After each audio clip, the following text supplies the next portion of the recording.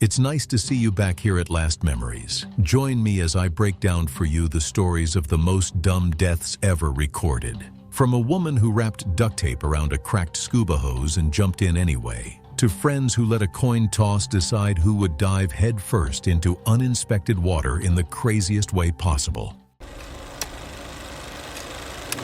It was August 12th, 2017. And the Blue Hole diving site in Florida was already crowded by mid-morning. It was a warm Saturday, the kind where the parking area fills up early and people are lined up along the edge of the sinkhole with their gear spread out on towels. Staff were doing what they always do, checking in guests and inspecting equipment before anyone got in. Maxima Gill was 44 years old. She worked in a general office position, the kind of behind-the-scenes job where you keep things organized and moving.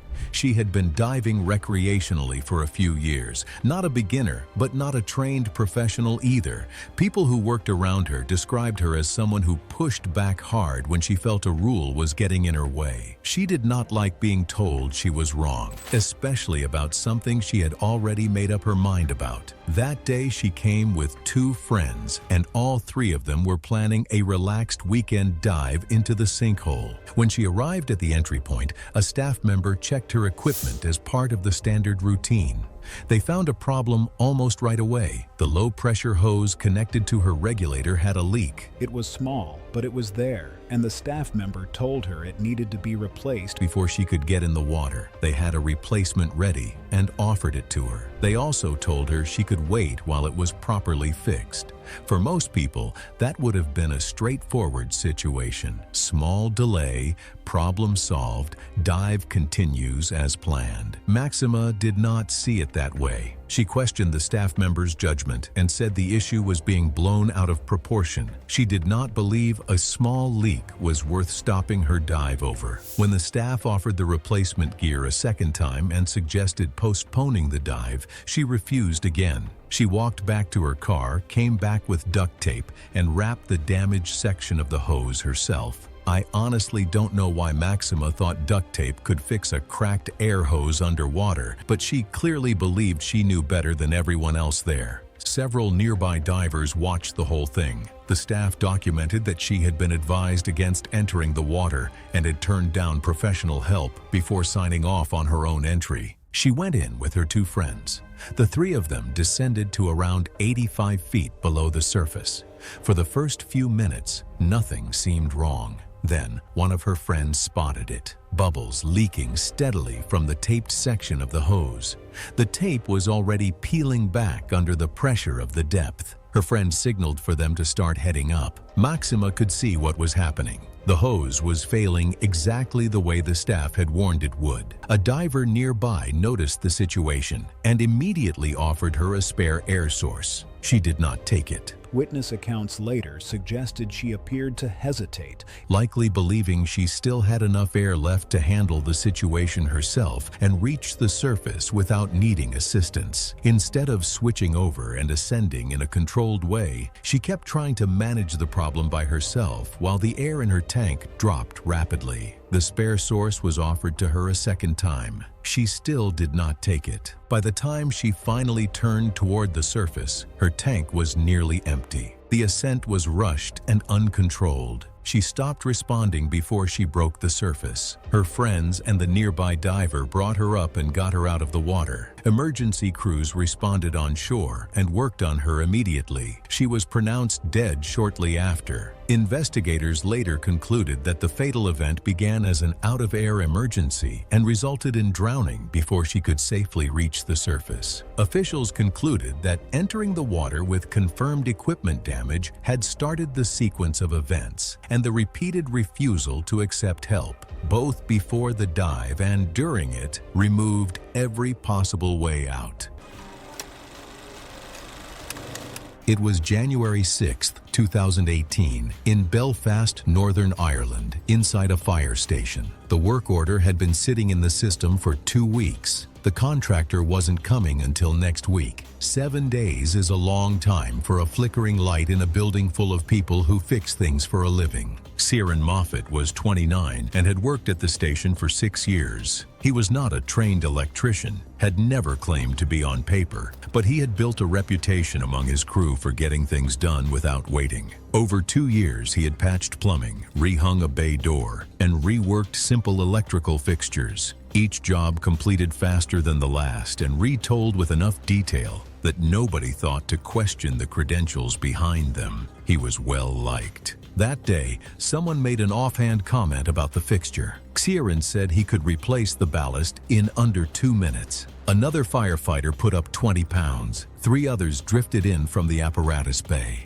The ladder was already nearby. He dragged a metal step ladder directly beneath the fixture. The hallway was roughly 8 feet wide, concrete floor, painted cinder block walls, overhead fluorescents running its length. He walked to the breaker panel at the far end and shut one off. He did not use a voltage tester. Witnesses later noted he relied on a quick visual confirmation of the lights going out in adjacent fixtures rather than verification. CCTV footage recovered later showed him returning to the ladder and beginning work on the fixture housing within 40 seconds of the bet being made. The fixture was a dual-tube unit mounted flush to the ceiling. Replacing the ballast requires disconnecting wiring inside the housing. Routine enough that online tutorials make it look simple. What those tutorials specify and what Ciaran skipped was confirming the correct circuit was dead before touching anything. The breaker he had shut off controlled the apparatus bay lighting, a mismatch consistent with the station's partially outdated breaker labeling that had been noted in prior maintenance logs but never corrected. The CCTV footage showed a brief electrical flare and shower of light from the fixture housing striking near his left shoulder, approximately 12 seconds after he began cutting wires. Multiple firefighters immediately reacted, with one shouting for him to get down while another moved toward the breaker panel. One firefighter later told investigators it took him less than a second to understand something had gone critically wrong. Another said he saw smoke rising from Ciaran's gloves before anyone physically reached him. Electrical current at that voltage can lock the muscles on contact. His hands closed rather than opened. Standing on an aluminum ladder over a concrete floor, his body provided a direct path to ground as the current passed through him. He remained against the fixture for between 4 and 7 seconds, investigators estimated from the footage, before the power was finally cut. The smell came quickly. Burnt insulation first, then something else that the responding crew said stayed in the hallway for hours. A senior officer reached the breaker panel and killed building power. Ciaran came off the ladder when the current broke. His shirt and the upper portion of his jacket had partially fused to the skin of his chest and neck. A coworker began CPR on the hallway floor immediately while waiting for paramedics, but he went into cardiac arrest twice before reaching the hospital. He died that evening. The funeral was held the following week. The work order for the ballast was completed by a licensed electrician the same day he died. Imagine that you spent years building a reputation for getting things done, and then threw it all away to save a contractor a week's work and win a 20-pound bet. The worst part isn't that Ciaran died, it's that everyone who loved him now has to live knowing your confidence was never the same thing as competence. It was May 14th, 2016, on a warm afternoon just outside Lahore, Pakistan. The wedding was being held on a large open property at the edge of the city, where paved roads gave way to dirt tracks and open fields. A broad stretch of pavement outside the hall served as the path where guests would gather to watch the newlyweds make their exit. The groom was Curtis Blaine, a 31-year-old auto mechanic who loved being the center of attention. He wanted his wedding video to look unforgettable and spent weeks talking about creating a dramatic moment that would stand out on camera. When relatives suggested fireworks, Curtis dismissed the idea. He had seen videos of wedding processions accompanied by rifle fire and became convinced that the same display would make his own wedding memorable. His uncle warned him that bullets fired into the air eventually come back down, while several cousins argued that using live ammunition around a crowd was reckless. Curtis acknowledged every warning and then spent the next several days convincing even more relatives to bring rifles. I thought he knew better. The warnings couldn't have been clearer, yet he kept pushing for rifles as if none of them applied to him. On the day of the wedding, 6 or 7 men arrived carrying rifles. Curtis personally directed them where to stand along the route he and his bride would take when leaving the hall. He wanted shooters on both sides of the path so the gunfire would surround the couple in the video.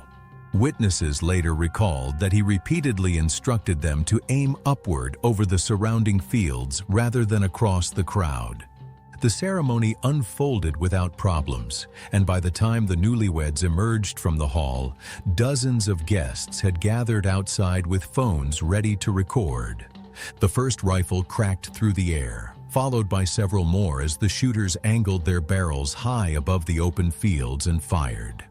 Guests cheered while Curtis smiled and waved to relatives recording the moment. Halfway down the route, he stopped, turned toward the shooters, and raised his arm to signal for another round of gunfire. The men complied immediately, sending another volley into the sky. The cheering continued for several more seconds after the final shots were fired, and Curtis was still waving toward the crowd. In some places, celebratory gunfire is treated as a symbol of honor, excitement, or tradition. But watching it here, tradition collides with risk. Far above the property, one of the bullets had already reached the highest point of its flight and begun falling back toward the ground. The bullet struck Curtis near the crown of his head, fracturing his skull and penetrating into his brain. His arm dropped, his balance vanished, and he collapsed face first onto the pavement before anyone nearby understood what had happened. At first, many guests assumed he had fainted. The bride rushed to his side while relatives crowded around in confusion. It was only when people noticed blood beneath his head that the reality became clear. As guests realized something was seriously wrong, the celebration dissolved into panic. Several shooters lowered their rifles while family members called for help. Emergency responders arrived within minutes, but Curtis was pronounced dead at the scene. Police collected every rifle used during the celebration and reviewed video footage from multiple sources. Investigators determined that the fatal round had traveled upward at a steep angle before descending back toward the property from above rather than traveled directly from a rifle on the ground. Determining which rifle fired the shot proved impossible. Several weapons had used the same caliber ammunition, and the recovered bullet had been badly deformed by the impact. Although investigators could determine how the injury occurred, they could not match the projectile to any specific firearm. The official cause of death was listed as a gunshot wound to the head caused by a descending bullet, and the manner of death was ruled accidental. The report noted that Curtis had organized the gunfire and signaled for the additional volley moments before he was struck. No charges were filed. The property later banned firearms at future events, and with no way to identify the shooter, the case was eventually closed. Curtis spent weeks creating a moment he thought people would remember forever. But one decision turned the celebration into something else entirely. It was the 22nd of July, 2017, and the Colorado River moved fast through the deep walls of the Grand Canyon, carrying rafts of nervous tourists past rocks that had broken boats before, while somewhere downstream, a wave waited that did not care how well anyone could swim. Bronwyn Harris was 42 years old, an Australian woman who worked as a branch manager at her family's finance company, and she had come to America for the adventure of a lifetime, paddling through one of the wildest rivers in the world. Before the rafts launched, the guides gathered everyone for the safety briefing, but Bronwyn made it clear almost immediately that she did not want to be there, cutting off the guide twice to ask how much longer the talk would take. When told to keep her life jacket snug, she loosened the straps anyway, saying it dug into her shoulders and that she had been swimming since she was a child. She argued that the rules sounded written for tourists who had never touched water before and rolled her eyes when a nervous passenger asked a follow-up question, muttering that some people needed to relax. I've always found it interesting how the most confident person in the room is usually the one making everyone else uncomfortable. The guide tried once more, explaining that strong swimmers drown in big rivers every year. But Bronwyn waved a hand and said she had heard that speech before and that she would be the one deciding how careful she needed to be. For the first stretch of river, nothing went wrong, and each rapid passed smoothly, which only made Bronwyn more convinced that the warnings had been exaggerated for people less capable than her. Then, in the early afternoon, the raft turned toward the largest rapid on the trip, and the guides shouted for everyone to stay seated, grip the lines, and lean into the boat. Bronwyn stood up instead, telling the passenger beside her that sitting through every wave was unnecessary. She obviously felt like the smartest person on the boat, even as the roar ahead grew louder and the guide screamed at her to get down. She stayed standing until the raft slammed into the wave, throwing her sideways into the river, where the current pulled her straight into the recirculating hole hidden beneath the foam. The hole held her underwater, spinning her down and around, and each time she surfaced for half a breath, the churning whitewater dragged her under again before her lungs could fill. Guides fought to reach her with throw ropes. Those moments in the water are the ones I can't stop thinking about. The guides throwing ropes, watching, throwing again, finally pulling her free after several agonizing minutes. But by then she had swallowed far more water than her body could clear.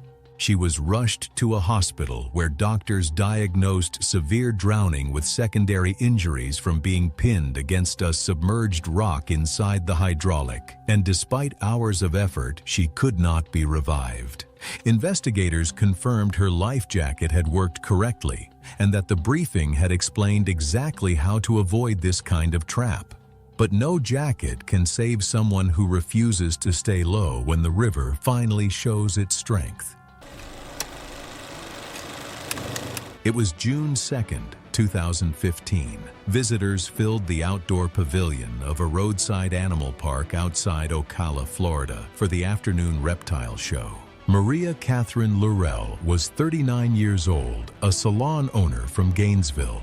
She had a habit of treating expert advice as a starting point for negotiation. That afternoon, she arrived with 4 friends for a snake photo experience and quickly made it clear that she wasn't worried about the python. In fact, she seemed more interested in showing off than listening to the briefing. Burmese pythons are constrictors. Once they begin wrapping, movement and pressure can trigger them to tighten their grip. For that reason, handlers remain within arm's reach of a participant's upper body at all times. The photo experience was supervised by a lead handler and an assistant. Before each session, participants were given the same instructions: stand still, avoid sudden movements, do not reposition the snake, and keep the handlers close. Maria Catherine was directing the shoot within 30 seconds of the snake being placed on her shoulders. Turning left, turning right, calling out to her friends about angles and lighting. The lead handler told her twice to face forward and stay still. She did briefly, then resumed. Then she decided he was ruining the photos. She waved him back, saying he's in every shot and he should step out of the frame. He told her he needed to maintain contact. She waved him back again, told him it looked like a promotional photo for the park. No, it didn't, and the handler wasn't photobombing anything. He was doing his job. He took one step back. His contact with the snake dropped to a fingertip at the edge of his reach. The snake's tongue flicked and made contact with the left side of her face near her ear. She flinched. Her head snapped to the side and her shoulder came up with it. The anterior coils tightened immediately. The lead moved back toward her within 2 seconds, but the snake had already shifted, its head moving from her right shoulder toward the back of her neck. Maria Catherine grabbed at the coils with both hands, twisting and pulling. Each movement drew the coil tighter. Within just a few seconds, it had reached her neck. The lead handler couldn't get a clean grip. Every time he worked his fingers toward the coil, Catherine's movements shifted the snake's position. The assistant joined in immediately, but once the python had wrapped around her neck, neither handler could safely pull it free without risking further tightening. Together, they began working the python loose from the tail end forward, the safest way to uncoil a fully engaged constrictor. By the time the coil around her neck was removed, Catherine had been on the ground for more than a minute. She was conscious but disoriented and struggling to breathe. Staff tried to keep her still as they called for emergency assistance. Responders arrived at 2:35 and transported Catherine to the hospital immediately. She died later that afternoon from a hypoxic brain injury caused by compression of the airway and carotid vessels. A post-mortem examination estimated that loss of consciousness would have occurred within 60 to 75 seconds of full coil engagement at the neck. Cell phone video recorded by 2 of Catherine's friends captured much of the incident and was later reviewed by investigators.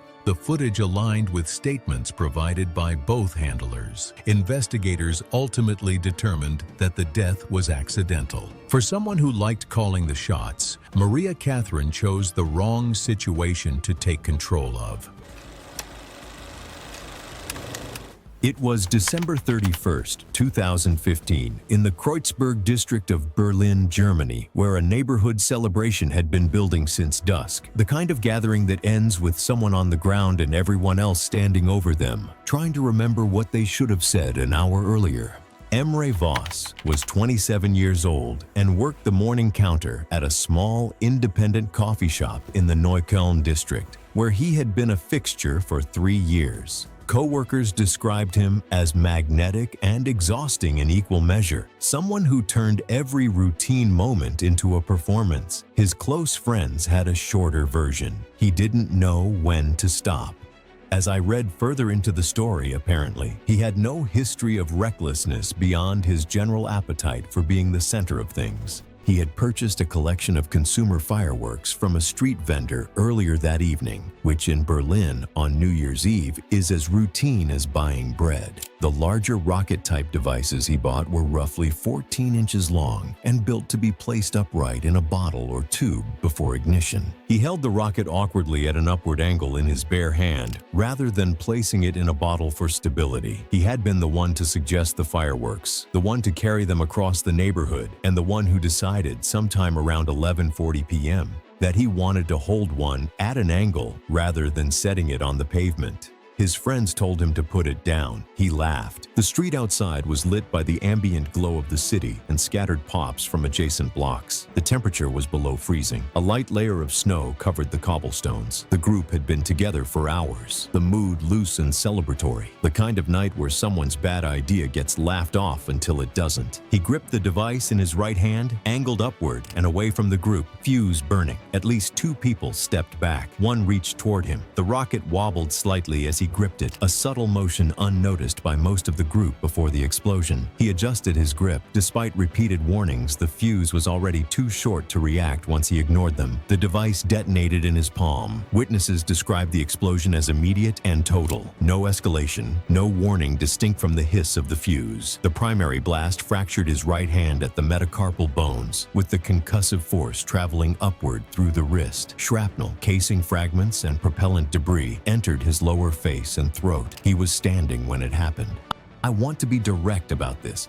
Every person in that group saw what was about to happen. This was not a malfunction. He was on the ground within seconds. The snow around him showed visible blood spread across an area of roughly 3 feet. 2 friends reached him immediately. One pressed a jacket against his face and throat. Another ran toward the nearest corner, calling for emergency services. A third witness was described as standing completely motionless. Nobody in that group was trained for what they were looking at. Emergency services arrived within 12 minutes. Paramedics worked at the scene before transport. He was pronounced dead before reaching the hospital. The coroner's findings, in plain terms, Emre died from blast-related trauma to the right hand, face, and anterior throat. The primary cause of death was hemorrhagic shock, resulting from vascular disruption in the neck.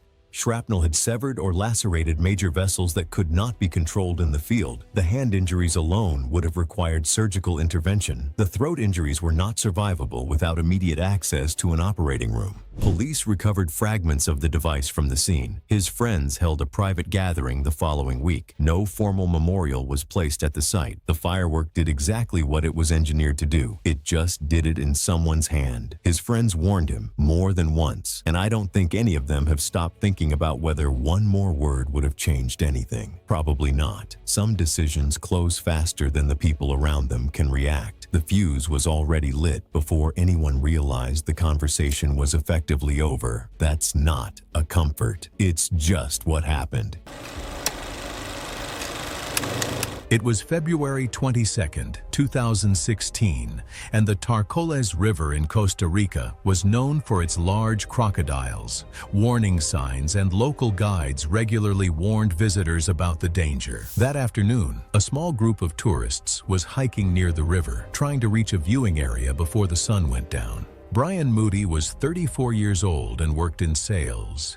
He was on vacation with a group of friends, and he had that energy a lot of confident people have. Quick to make a decision, quick to act, not really the type to slow down and overthink things. The group had been walking for a while and wanted to get to their spot before it got dark. There was a proper crossing point nearby, the safe way across. But using it meant about 10 extra minutes of walking. When they reached the river, Brian looked at the water and figured swimming straight across would be faster than taking the long way around. His friends told him not to do it. The warning signs were right there. The guides had already talked about the crocodiles. What I find frustrating is that nobody failed to warn him.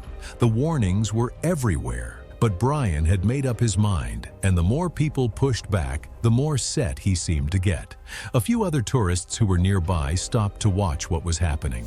He backed up from the edge to get a running start. By that point, I think he had already convinced himself it was safe. He dove into the river near the bank and came up swimming toward the other side. For a few seconds, it looked like it might just be a quick crossing after all. Then the people watching from shore noticed movement under the surface close to where he had gone in. It happened fast. A large crocodile struck from below, the way they hunt, silent, sudden, coming up from underneath where you can't see it. It seized him and pulled him under almost immediately. There was violent splashing near the surface. Witnesses briefly saw the animal still holding on before Brian disappeared completely beneath the water.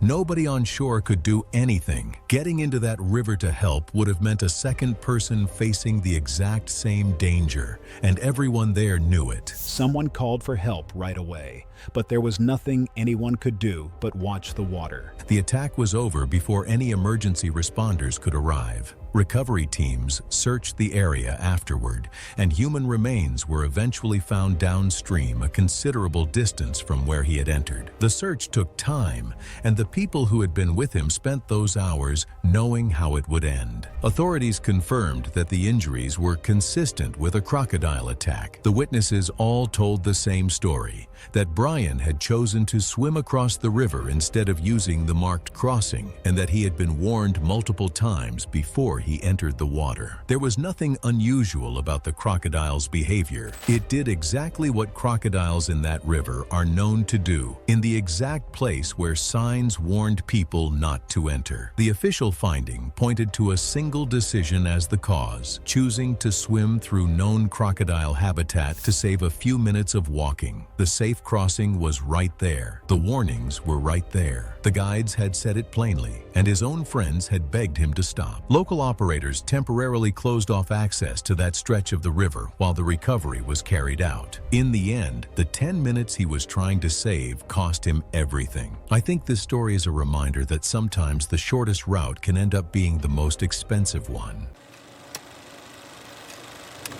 It was October 11th, 2014, east of Malaga, Spain. The fire was almost out, but something else was just beginning. A slow, mechanical slide toward a concrete barrier. Do you believe a man can be killed by his own exhaustion, or just by what he lets himself ignore? Ivan Llorente was 38 years old, a municipal firefighter with 11 years on rural apparatus. He was built for the job physically, but he carried his personal life like a weight strapped to his chest that he refused to set down. His marriage had dissolved 2 years prior into a cold, grinding legal dispute over their 2 children, a boy of 9 and a girl of 6. His ex-wife had a new attorney. The custody arrangement, already fragile, was cracking again. You have to understand that, although a private matter, people around him knew about it. His crew knew when she had called. His voice changed register, his jaw set differently, and whatever task he was in the middle of became secondary in a way that everyone noticed and nobody said out loud. That evening, his unit was dispatched to a small brush fire along a vineyard access road. Ivan had been the driver-operator of the department's older manual transmission pumper, a vehicle pushing close to 40,000 pounds loaded. The crew was already on scene and partially deployed when Ivan received the call. Witnesses would later say that he was answering his phone mid-operation, stepping away from the cab, voice elevated. His ex-wife was filing for full custody. Her reasoning, according to people familiar with the case, centered on the erratic hours and the perceived danger of his profession, an argument that carried a bitter irony neither of them could have fully understood at that moment. He had parked on a gradient, not steep,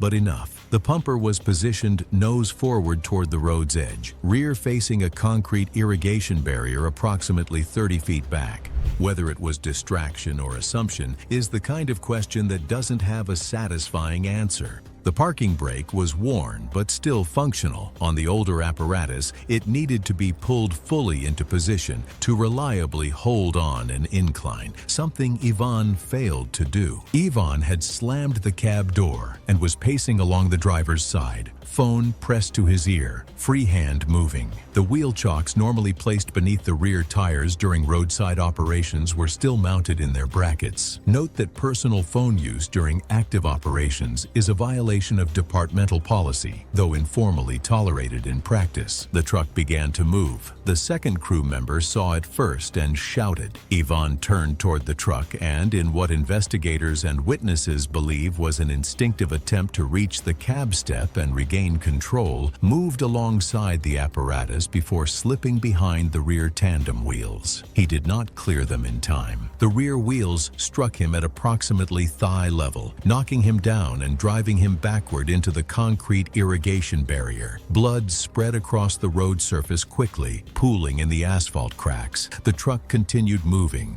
the rear axle rolling over his lower body as he was pinned between the barrier and the chassis. The vehicle then settled unevenly as the rear wheels dropped partially into a shallow roadside drainage ditch. His partner reached him within seconds and attempted to stabilize the apparatus. By then, multiple vineyard workers had already dialed emergency services. A second unit arrived 9 minutes later, but by then, even Llorente died from catastrophic crush injuries to the pelvis and lower abdomen.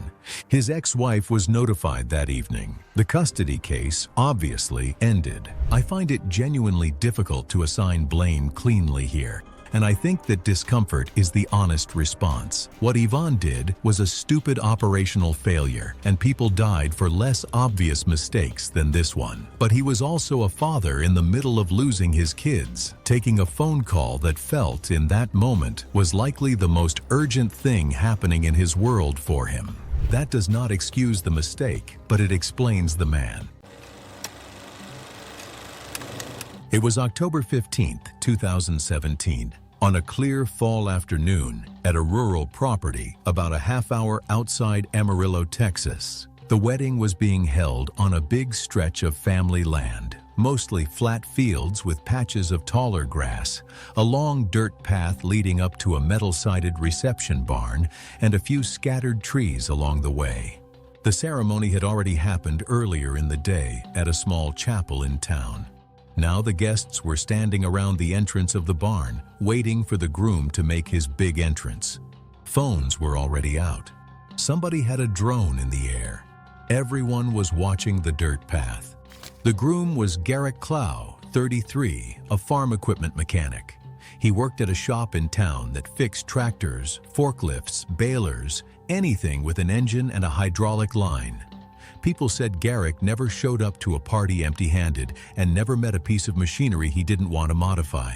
His friends loved him for it. His wife-to-be tolerated it. For the wedding, Garrick had decided arriving in a regular car was way too boring. His idea was to ride into the reception standing on the raised forks of a forklift with a friend driving while the guests watched and recorded. The forklift was one he'd worked on himself. The forks would be lifted about 12 feet in the air and Garrick would be standing on top, holding onto the mast for balance. Who would have thought a wedding entrance on a forklift? To me, it was a wild and crazy idea. His mom and brother told him no. The friend who agreed to drive tried to back out the morning of the wedding and suggested they put a wooden pallet on the forks at least, so Garrick would have something flat to stand on. Garrick said it would block the view of his suit in the videos. He'd worked around forklifts for years. He said he knew exactly what he was doing. Garrick climbed onto the forks while the forklift was still parked behind the barn. He held onto the vertical mast with both hands. His friend started the engine, raised the forks to about 12 feet, and slowly began driving toward the reception entrance. For the first 30 or 40 feet, it looked great. Garrick waved, people cheered, phones tracked him. The forklift moved at a slow walking pace. Then the path crossed a section where the ground sloped slightly downhill. The dirt had deeper ruts carved by months of rain runoff and vehicle traffic. The forklift's front wheel dropped into one of those ruts, nearly 8 inches deep, and at that height, with that much weight up top, the whole machine lurched hard and bounced violently. Garrick's grip slipped. He tried to grab the mast again, but his weight had already shifted forward. He pitched off the front of the forks. He fell about 12 feet head first, with nothing between him and the dirt path. His head and shoulders hit first. His body folded over on impact. The cheering stopped instantly. 2 guests had basic medical training and reached Garrick first. They tried to keep him still and keep his airway clear. The bride was kept back at the barn entrance by family. Someone called for emergency services, but the property was far enough out of town that responders took time to arrive. Garrick was transported to a hospital after first responders stabilized him on scene. He died a short time later from severe head and neck injuries. The reception never started. The investigation was straightforward. Authorities inspected the forklift and confirmed it was in normal working condition. The rut in the path was measured and photographed. Phone videos and the drone footage captured the entire sequence. The friend driving was interviewed and not charged. His statement matched the footage exactly. The official cause of death was severe blunt force trauma to the head and neck from a fall of approximately 12 feet onto compacted dirt. The manner was ruled accidental.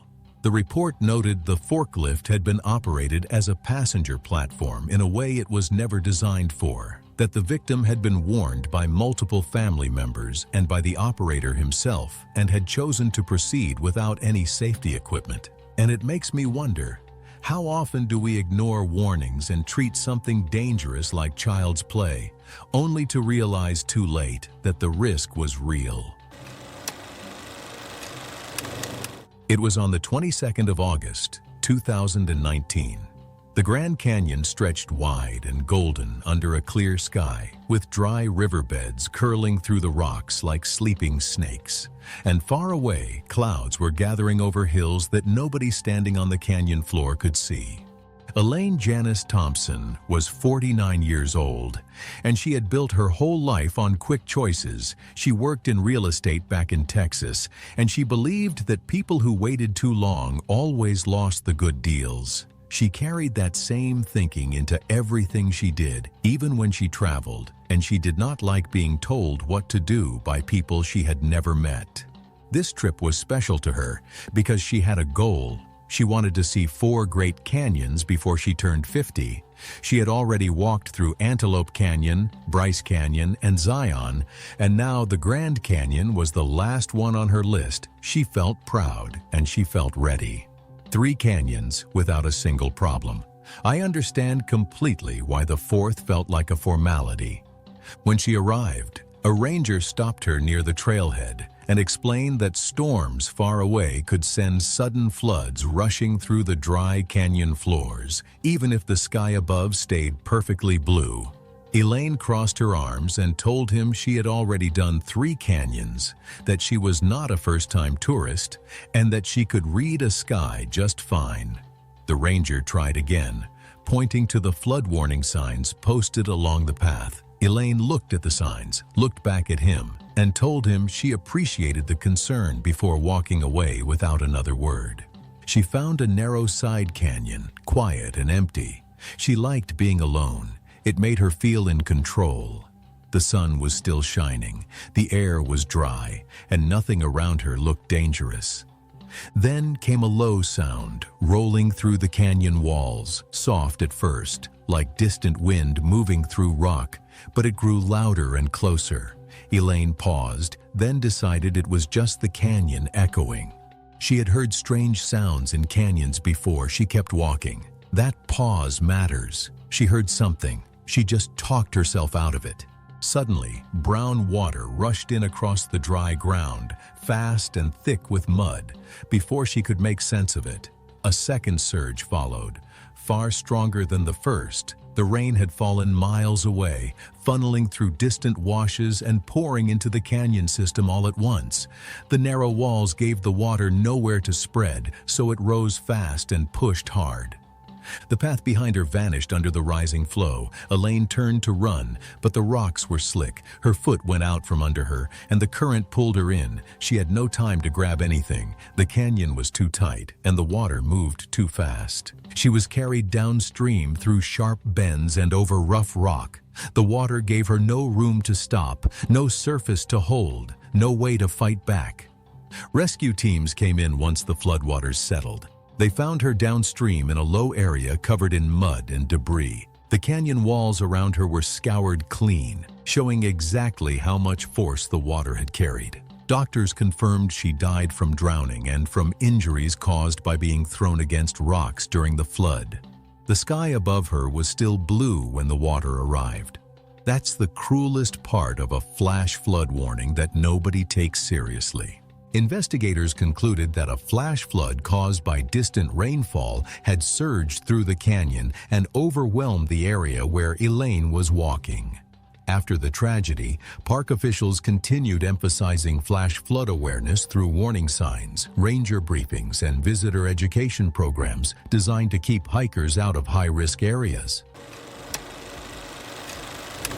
It was July 9th, 2016. Summer visitors crowded the outdoor exhibits of a zoo outside Tallahassee, Florida. Near the park's eastern boundary was a large alligator habitat centered around a freshwater lagoon. Mariette Granger was 52 years old, a real estate broker from Tallahassee. She had a habit of treating rules as suggestions and staff as obstacles. That morning, she arrived with her sister and 2 teenage nephews and had already argued about a bottled water price and complained about the park's no outside food policy, despite showing up with a cooler full of food. For someone upset about the cost of a bottle of water, Mariette had arrived remarkably well supplied. American alligators are ambush predators. They spend most of their time motionless near the water's edge and can cover surprising distances in a fraction of a second when they strike. Once they secure a grip, a death roll can cause devastating injuries very quickly. Warning signs lined the perimeter fence, and a staff member repeatedly reminded visitors not to approach the water or reach through the barrier. Mariette spent several minutes near the eastern fence line. She had already been told more than once to step back from it. She complied both times, but not without making it clear she found the whole thing ridiculous. It's astonishing how quickly Mariette turned a day at the zoo into a series of arguments, which were pretty pointless, by the way. At around 2:15,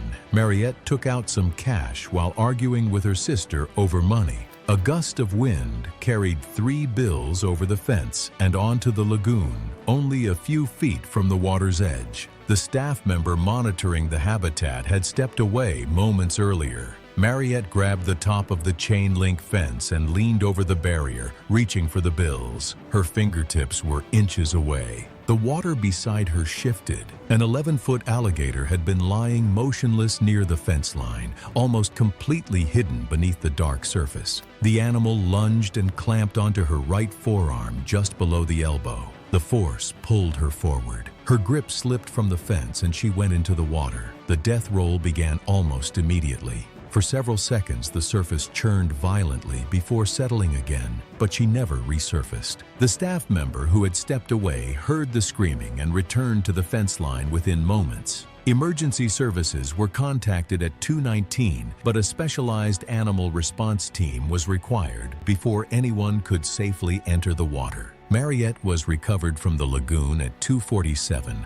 about 8 feet from the fence line. A post-mortem examination determined that she drowned after suffering catastrophic injuries during the attack. The examiner documented traumatic amputation of the right forearm and extensive injuries to the right shoulder and upper chest, consistent with a death roll. The injuries would likely have left her unable to stay conscious or keep her airway clear, leading to drowning shortly afterward. Evidence recovered included statements from 4 visitors, the on-duty staff member, and his colleague at the habitat entrance, partial security footage from the entrance camera covering the eastern fence line, and the bills recovered from the lagoon surface during the post-incident water assessment. The death was ruled accidental. Mariette comes across as someone who expected the world to make room for her. An alligator enclosure was never going to do that. It was June 22, 2015, on the Skagerrak coastline in Västra Götaland County, Sweden, where the North Sea grinds against gneiss shelves that have been fracturing quietly for centuries, long before anyone thought to stand on the edge of them.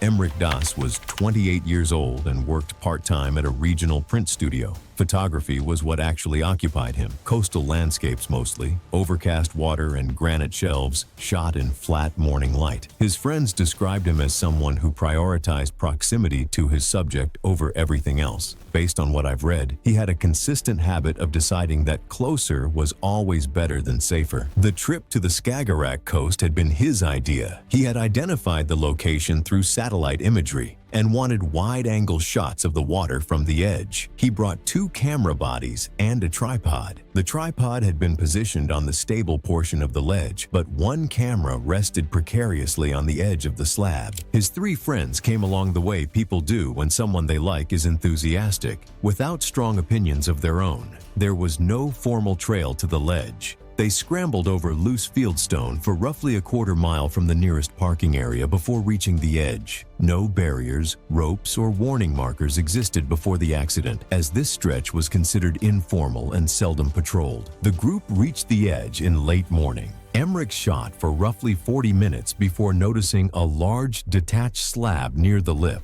approximately 6 feet across and visibly separated from the shelf beneath it on one side. One friend later told investigators the gap was obvious once you looked for it, and that the ground immediately surrounding the slab felt different underfoot, less resistant, slightly yielding. Emmerich registered this. One of them pointed out the gap again, but no one stepped back. After a brief pause, giggling at the precariousness, and on a sudden impulse, they collectively decided to push it for fun, neither fully registering the risk. The group began pushing the slab toward the edge anyway. The slab moved after several seconds of combined effort. That part went as expected. What followed did not. The section of ledge beneath the slab had already fractured along a horizontal plane, and the lateral force was enough to complete the separation. A roughly 10-foot section of the outer lip dropped. Emmerich was standing directly on it. I've read enough of these to know that the ground feeling wrong and continuing anyway is its own kind of decision. He did not fall clean. He tumbled with the collapsing slab, arms flailing briefly as he struck jagged edges.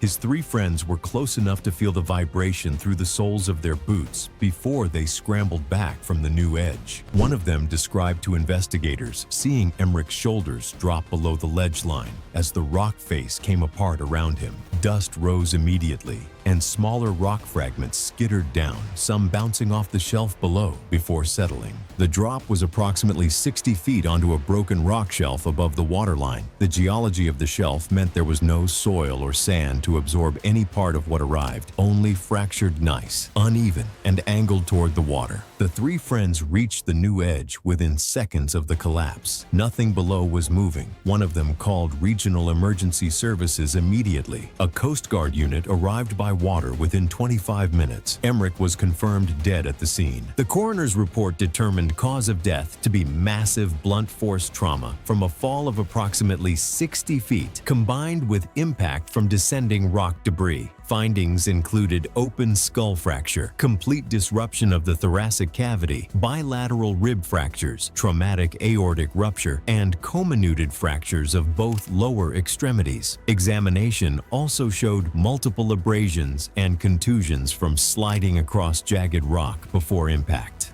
Death was not survivable and was likely near instantaneous at the moment of impact. Regional authorities placed warning markers at the cliff access point within the week. Local news covered it briefly, framing it as a regional cautionary item. No memorial was placed at the site per the family's wishes. Emmerich's friends gave statements to investigators and did not return. So, the ground already felt wrong before they started pushing, and everyone standing there knew it. The decision to continue anyway isn't something I can fully explain, and I'm not sure the people who were there can either.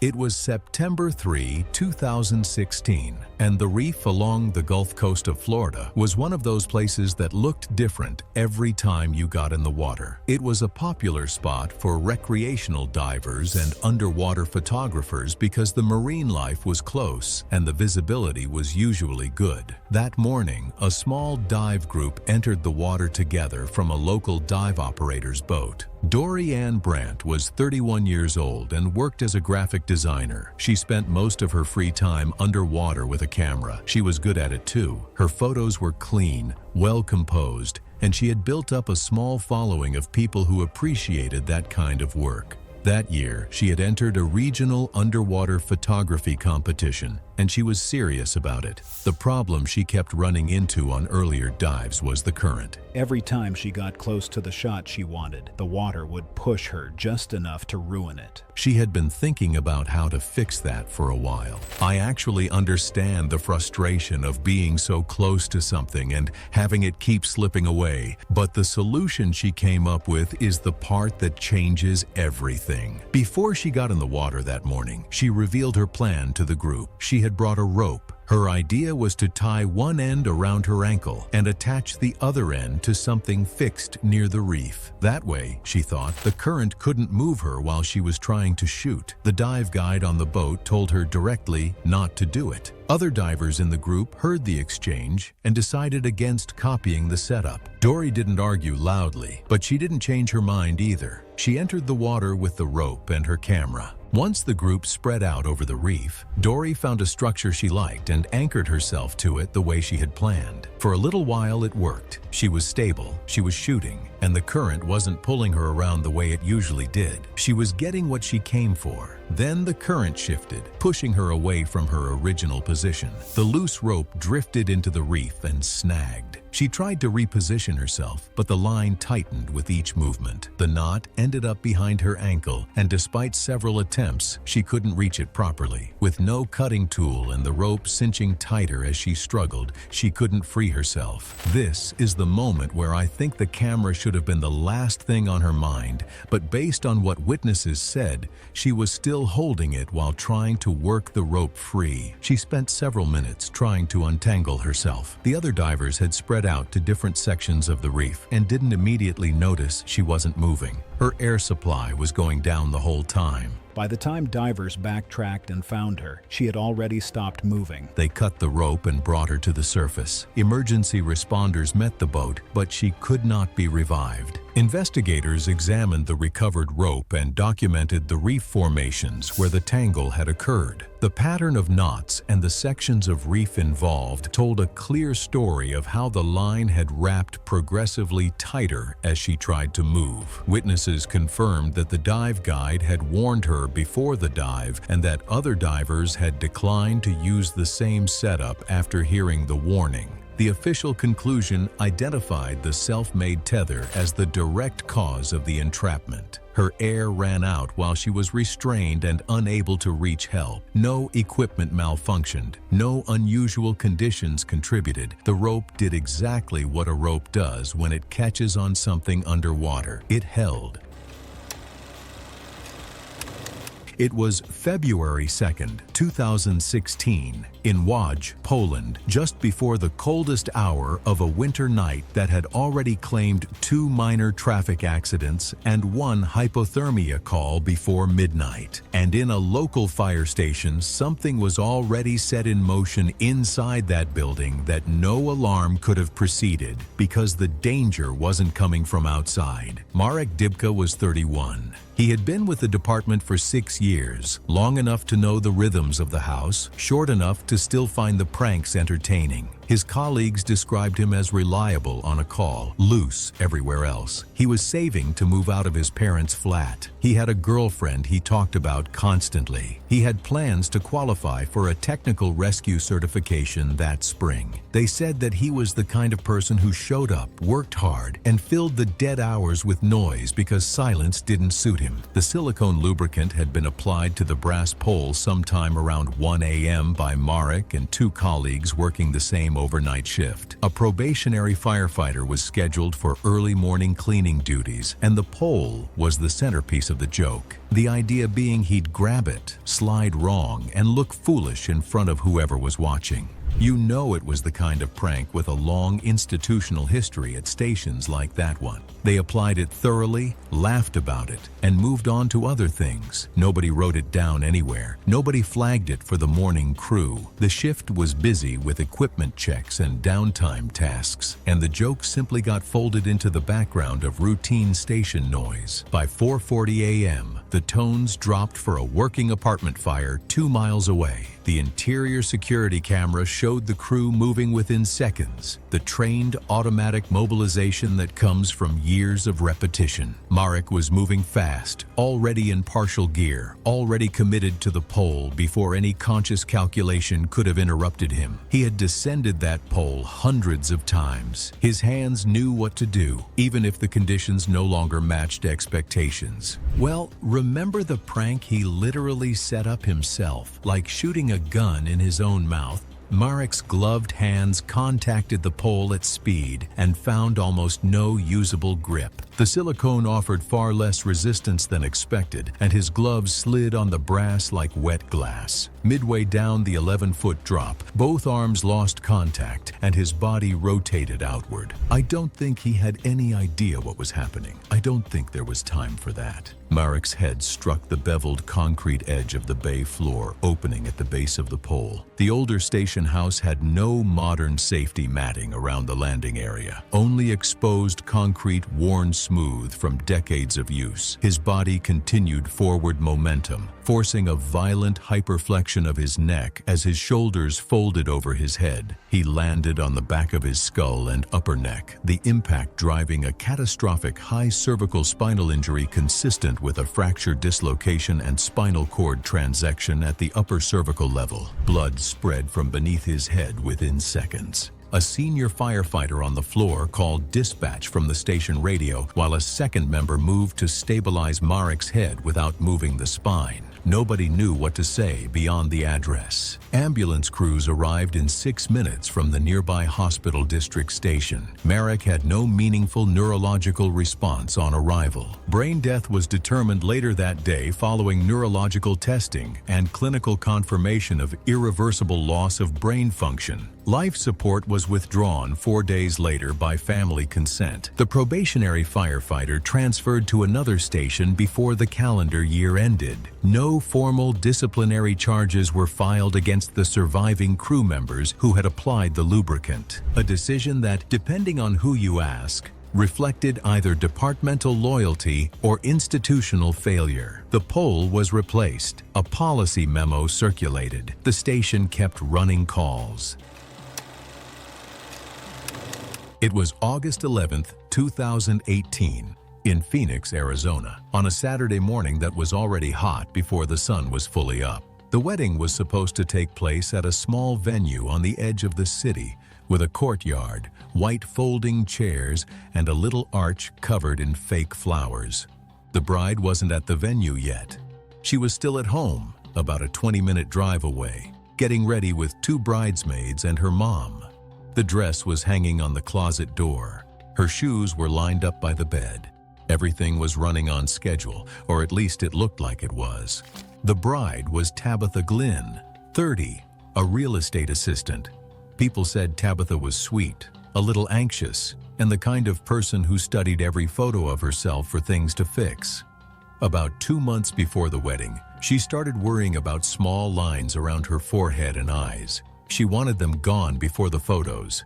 And honestly, that's not unusual. Women can be vain, especially when the occasion is one of the biggest days of their lives. She tried to book an appointment at her trusted clinic, but it was full until after the wedding.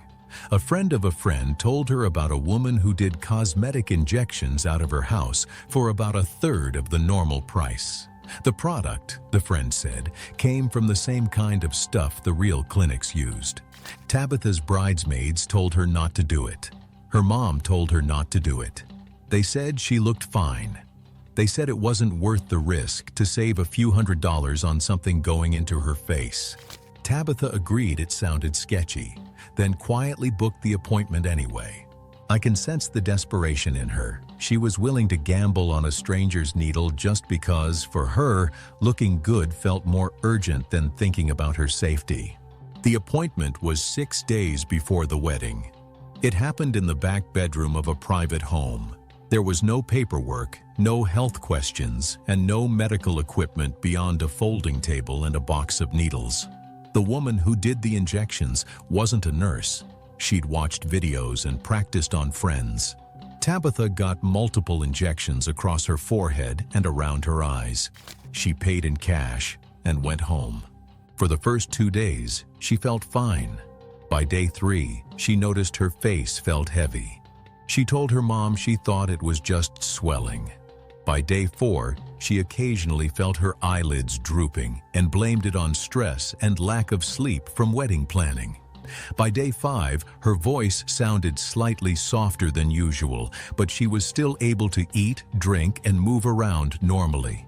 Her bridesmaids argued with her repeatedly about going to the emergency room. But Tabitha insisted it was swelling and said she refused to spend the day before her wedding sitting in a hospital waiting room. She kept saying she'd go after the wedding. On the morning of the wedding, she woke up and struggled to lift her arms and noticed swallowing had suddenly become difficult. Her mom found her sitting on the edge of the bed, trying to breathe slowly. Her speech was hard to understand. Her mom called for help immediately. Responders arrived and took her to a hospital. Her mom rode along and explained what had happened 6 days earlier. At first, doctors considered several possible causes for the rapidly worsening weakness.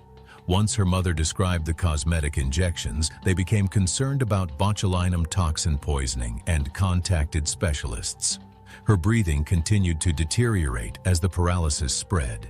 Doctors administered antitoxin and placed her on respiratory support, but the amount of toxin already affecting her nervous system was extensive. Despite treatment, her condition continued to worsen. She died later that day. Her wedding dress was still hanging on the closet door at home. Guests who had already arrived at the venue were quietly told the ceremony wasn't going to happen. The investigation moved quickly once authorities learned where the injections had come from. They recovered several small vials from a kitchen drawer. Testing determined the vials contained counterfeit botulinum toxin with concentrations far exceeding approved cosmetic formulations and no traceable source. The woman who performed the injections was questioned and later charged. Investigators reviewed her client list, contacted other customers, and warned them to seek medical attention. They also learned that several family members and friends had urged Tabitha not to use the unlicensed provider before the wedding. The official cause of death was systemic botulinum toxin poisoning from a counterfeit cosmetic product injected by an unlicensed provider. The manner of death was ruled accidental. What makes Tabitha's story difficult is that the consequences took time to arrive. It was September 14th, 2013, and the south rim of the Grand Canyon stood quiet under a wide morning sky, with tourists gathering slowly near the marked viewpoints, and the rock at the edge looking solid, though beneath the surface it was not.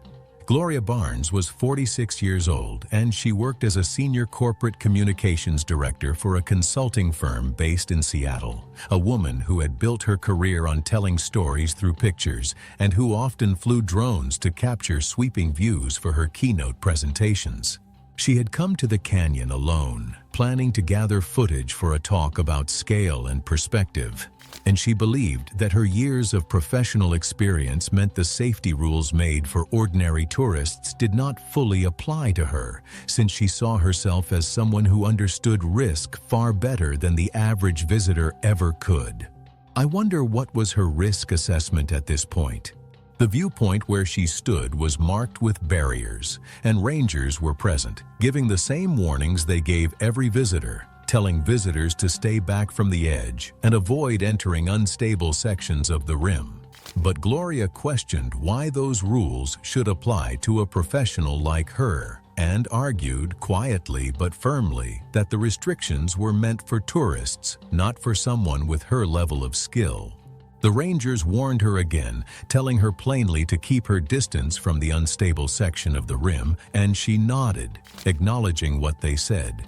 Yet she did not step back, and instead she launched her drone from near the edge, her eyes fixed entirely on the small screen in her hands, watching the canyon fall away beneath the camera. As the drone rose higher, Gloria began moving sideways along the rim, following its path, her attention locked on the controller, and the rangers called out one final warning, telling her to step away from the loose ground immediately. And again, she ignored them all and kept adjusting the drone's angle, her feet still close to the broken edge of rock. She heard every single warning out loud and acted on none of them, which might be the strangest part of this whole story. Then, while making a small adjustment to the camera, she stepped backward and the ground beneath her gave way, the fractured rock collapsing under her weight without warning, and she lost her footing completely, falling from the rim down into the steep canyon slope below. Witnesses called for help right away, and rangers organized a rescue, though the terrain made reaching her difficult, requiring a slow, rope-assisted descent down the broken rock face. She was found at the base of the slope, having suffered severe blunt force trauma consistent with a long fall onto uneven stone. And despite efforts to revive her, no signs of life remained, and after nearly 2 hours and 40 minutes, she was pronounced dead at the scene. Investigators determined that Gloria's death resulted from a fall after she ignored repeated safety warnings and moved onto unstable ground while focused on operating her drone. Following the incident, visitors continued to be reminded about the dangers of unstable ground near the canyon's edge. She'd spent her whole career teaching other people how to look at things from the right distance, and in the end, that's the exact thing she lost track of. It was July 22nd, 2018. Extreme heat had forced the closure of a desert reptile exhibit at a wildlife park outside Tucson, Arizona, earlier that morning. Patriciana Beverly was 41 years old, a stay-at-home mother from Scottsdale. She liked things organized, efficient, and preferably on her timetable. That morning, she arrived at the park with her 2 children and had already ignored a couple of restricted access points because they offered a more convenient route. When she reached the desert reptile exhibit at around 11:15 and found it closed, she saw the rope barrier, saw the crowd building at the adjacent exhibit, and made her choice. Apparently, whatever was on the other side of that rope couldn't have been more inconvenient than waiting in line. She told her kids to follow her and walked through the unlatched entrance gate. A staff member noticed them enter and came over immediately. He explained that the exhibit had been closed due to extreme heat and that conditions inside were unsafe. Patriciana nodded, said she only needed 10 minutes and continued deeper into the exhibit. Realizing he wasn't going to change her mind, the staff member escorted the 2 children back out, telling them their mother would be right behind them. Patriciana continued through the exhibit alone. Staff checked on her several times as she moved through the area. At first, she responded. Eventually, she stopped responding. Let's pause for a second here. She let her own kids wait outside so she could keep wandering through an exhibit. That is quite a choice. After some time, a staff member went in to bring Patriciana back out. The plan was simple: locate her, walk her back to the entrance, and reunite her with her children. Instead, they found her collapsed before they ever reached her. She was on the ground about 120 feet from the entrance. Her skin was hot, dry, and deeply flushed, a sign that her body had largely stopped cooling itself. The enclosed structure had trapped enough heat to reach 111 degrees Fahrenheit while she was inside. Staff immediately began cooling her and called for emergency assistance. Her body was already failing from extreme heat exposure. Her internal temperature had climbed beyond the point where normal cooling mechanisms could keep up, placing her organs under severe stress. The park's location within the city meant a short response time. Emergency responders arrived at 11:54 and reached the exhibit at 12:02. Doctors continued aggressive cooling and supportive treatment at the hospital, but Patriciana was pronounced dead at 2:48 in the afternoon. A post-mortem examination recorded Patriciana's core body temperature at 107.2 degrees Fahrenheit when emergency responders reached her, well beyond the point at which the body can effectively cool itself. The extreme heat triggered multi-organ failure. Investigators concluded that the enclosed exhibit had created conditions far more dangerous than the outdoor temperature and estimated that Patriciana had remained inside for roughly 25 to 30 minutes before collapsing. Evidence included staff radio logs, the interior thermometer reading, and statements from park employees. The death was ruled accidental. The saddest part is that, to her children, this was supposed to be a quick stop at the reptile exhibit. It was July 18, 2014, on an unlit stretch of Interstate 95 in southern Nevada, where the highway runs flat through open scrubland for 30 miles without a single light source beyond the vehicles using it. Merrick Dunlow was 19 years old and had graduated from a regional high school in Pahrump, Nevada, 6 weeks before that night. He worked part-time at a convenience store off the main commercial strip, pulling closing shifts, stocking shelves, and running the register.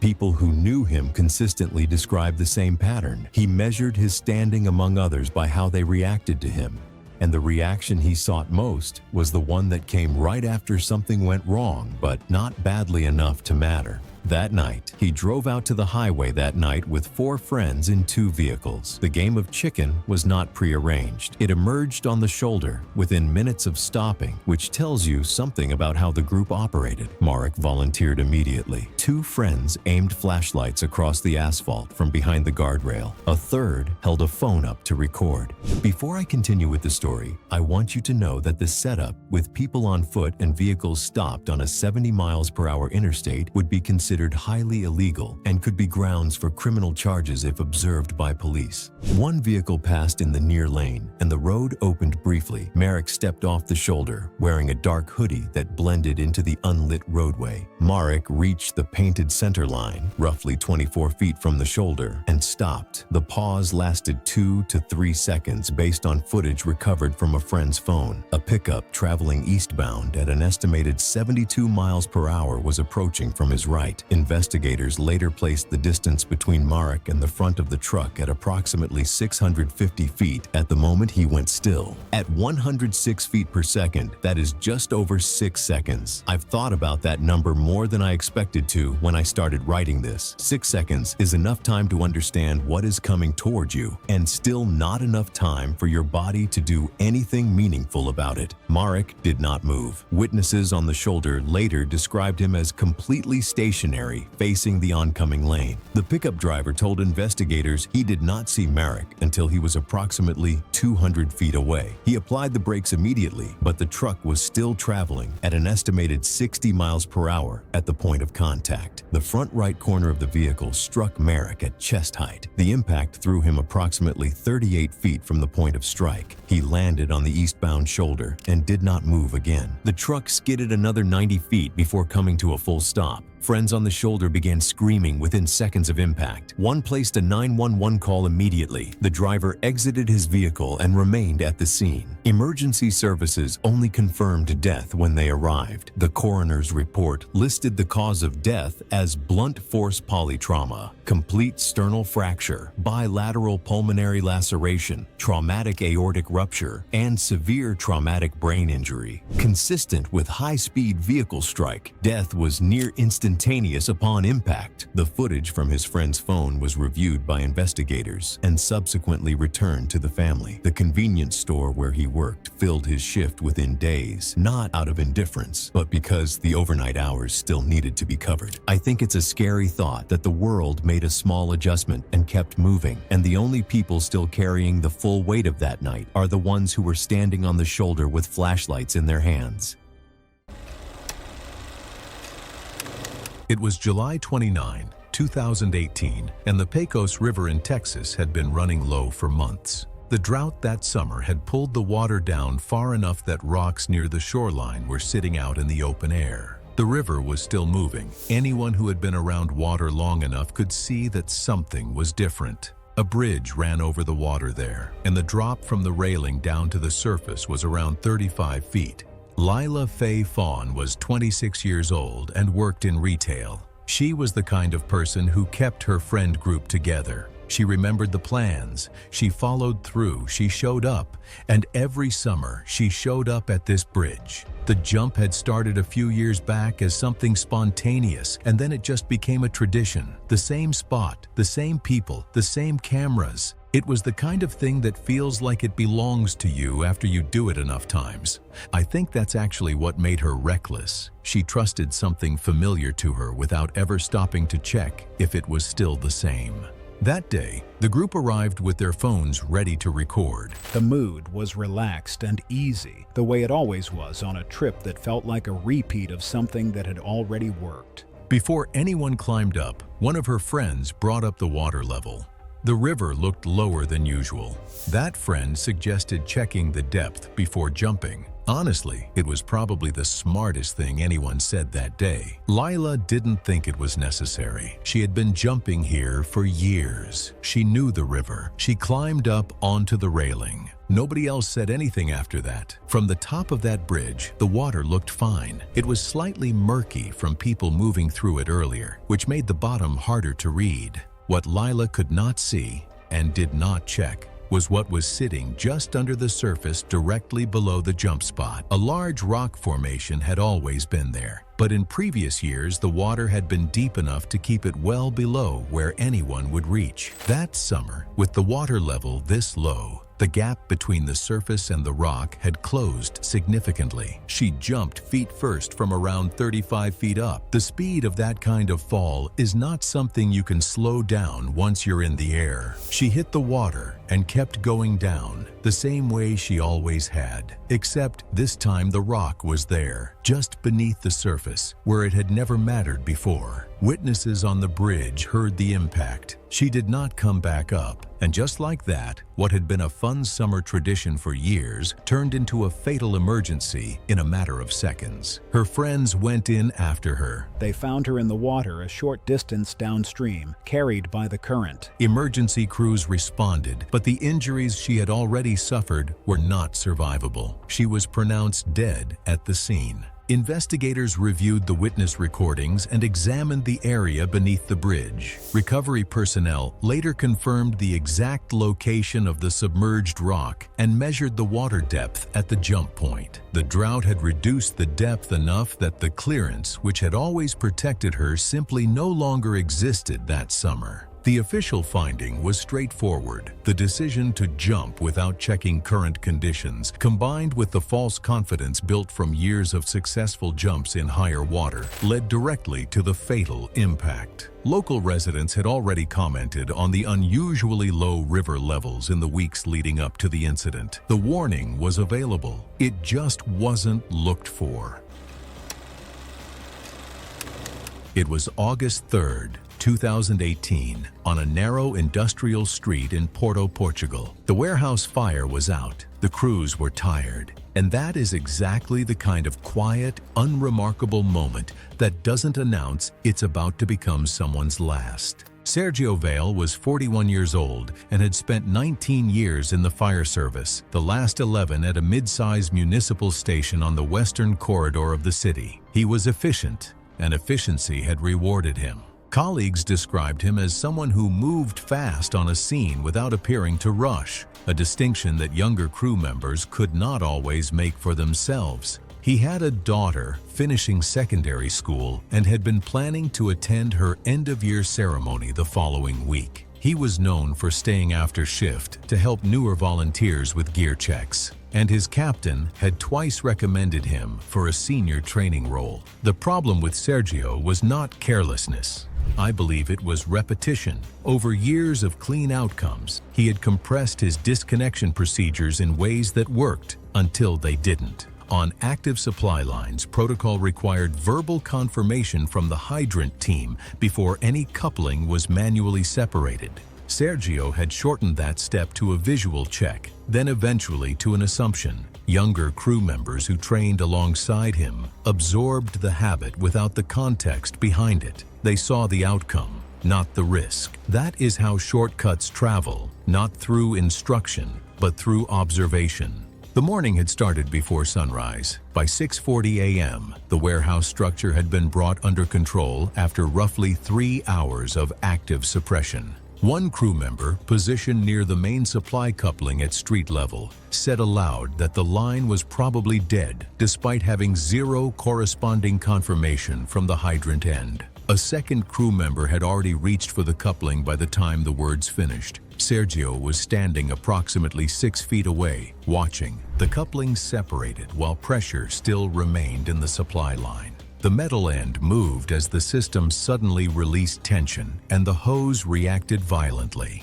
Investigators later described the motion as a rapid hose whip event, where the line and coupling snapped into an uncontrolled lateral arc under pressure release dynamics. It crossed the 6 feet between the coupling and where Sergio was standing in a fraction of a second. He was upright, and then he was not. 2 officers from a local policing unit who had been managing the street perimeter described the sound as a single hard crack, followed immediately by a second impact when Sergio's body contacted the curb behind him. His turnout coat, a heavy structural garment, had torn along the front closure on one side. One of the officers said he thought initially that something had struck the pavement. The second officer said he understood immediately. Both ran toward Sergio. He was on his back across the curb, partially doubled over it, and vomited blood onto the pavement within the first 30 seconds. Advanced medical responders arrived in 8 minutes,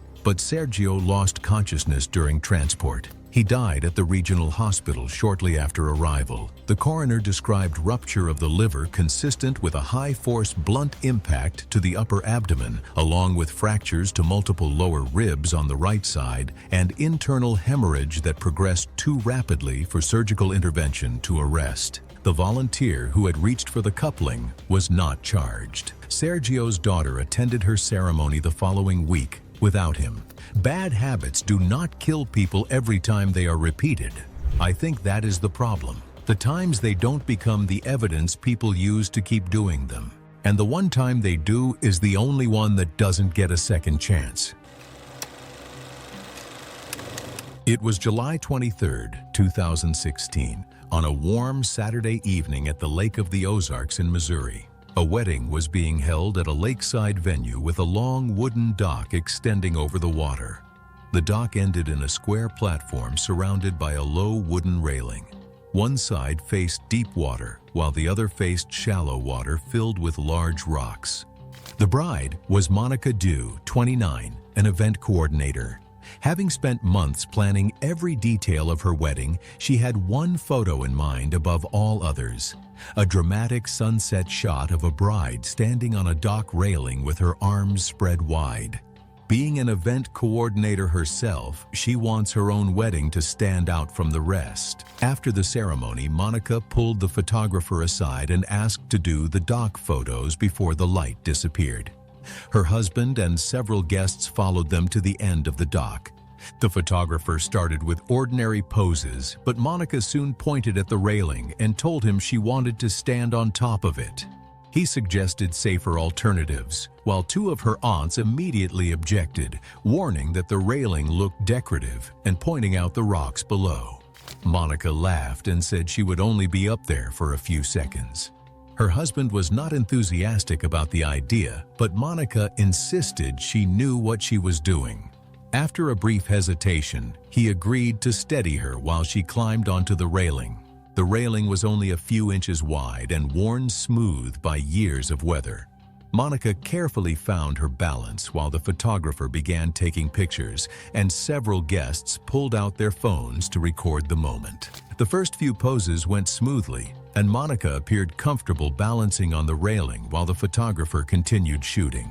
Wanting one final angle, she decided to face the sunset with her back toward the camera, which required turning on the narrow railing. The photographer reminded her to be careful, but Monica had already committed to the pose and continued with the turn. In my mind, I want to blame Monica. She'd been reminded more than once, yet she still chose to continue. As she rotated, the fitted skirt of her dress restricted her movement, and the narrow railing left almost no room to adjust her footing. When she shifted her weight backward to complete the turn, she began to lean. Instinctively, she tried to correct her balance, but the sudden movement only pushed her farther off center and made recovery impossible.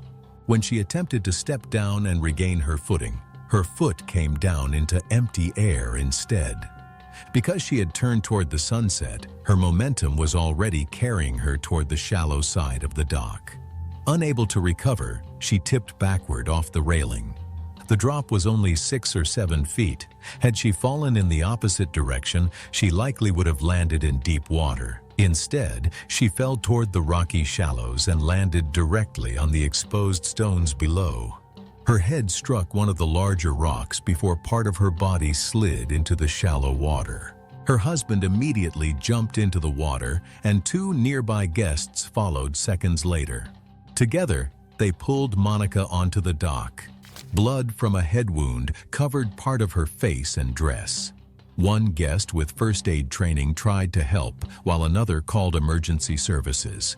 Her husband stayed beside her, holding her hand and talking to her while they waited for responders to arrive.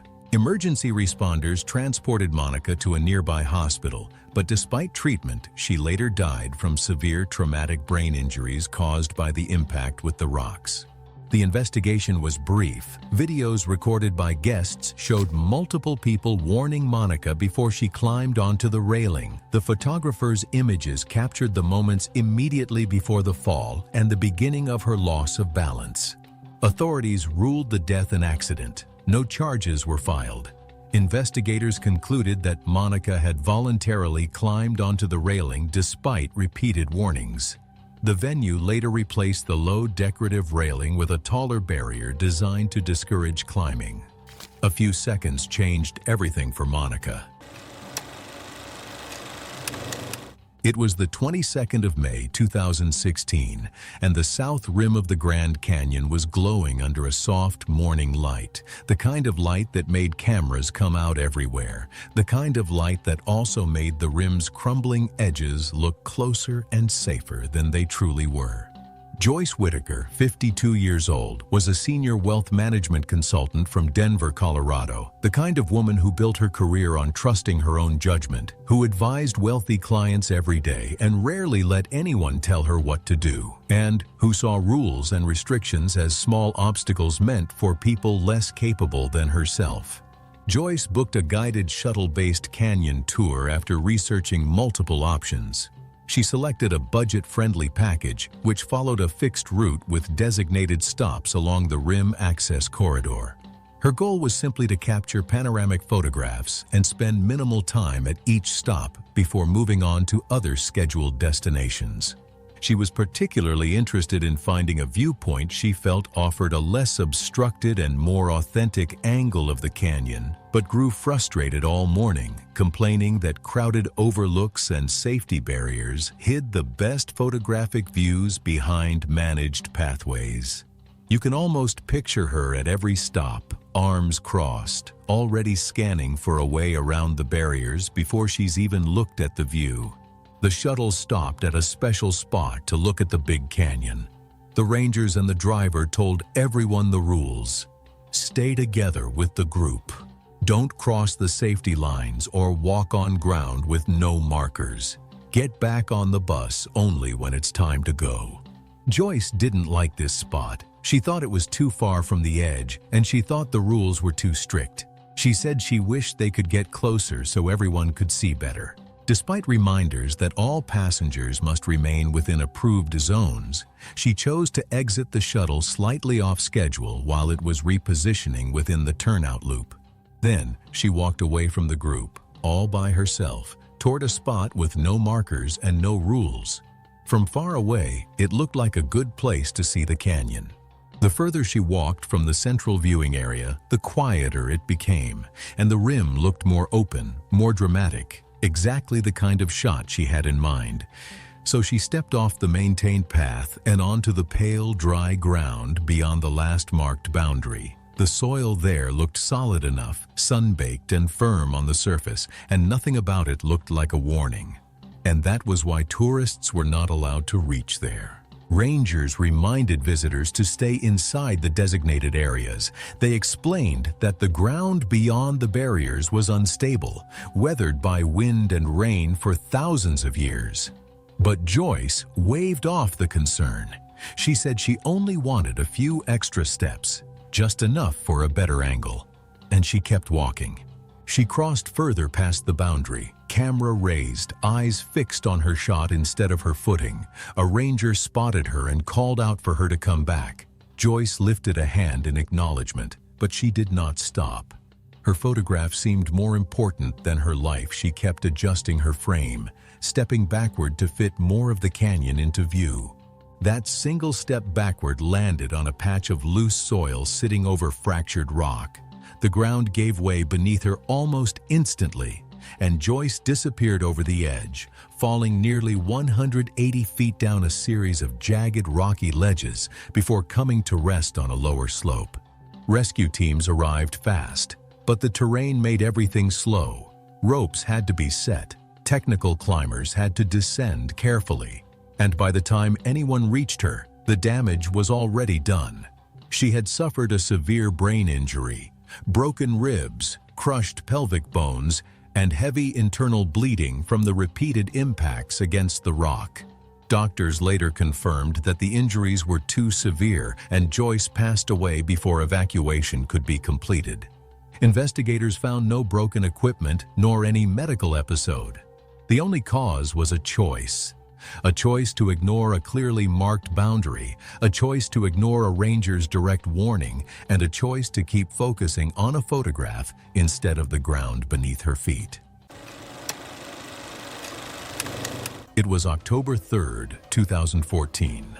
Visitors to a wildlife park outside Asheville, North Carolina, could board a 2,000-foot aerial gondola that passed over animal exhibits before crossing a valley 72 feet above the ground. Each cabin held up to 6 passengers. Shauna Claire Denton was 55 years old, a retired office manager from Charlotte. She was visiting the park with her daughter and son-in-law to celebrate her birthday. Before they had even reached the gondola, Shauna had already found fault with the wait time, her coffee, and the seating near the large cat exhibit. Her cabin carried 4 other passengers, her daughter, her son-in-law, an elderly man traveling alone, and a couple in their 30s. They boarded at 1:43 in the afternoon, 8 minutes into the ride. Roughly 72 feet above the ground, the gondola's automatic brake engaged after a wind gust exceeded the operational threshold. The cabin came to a smooth stop.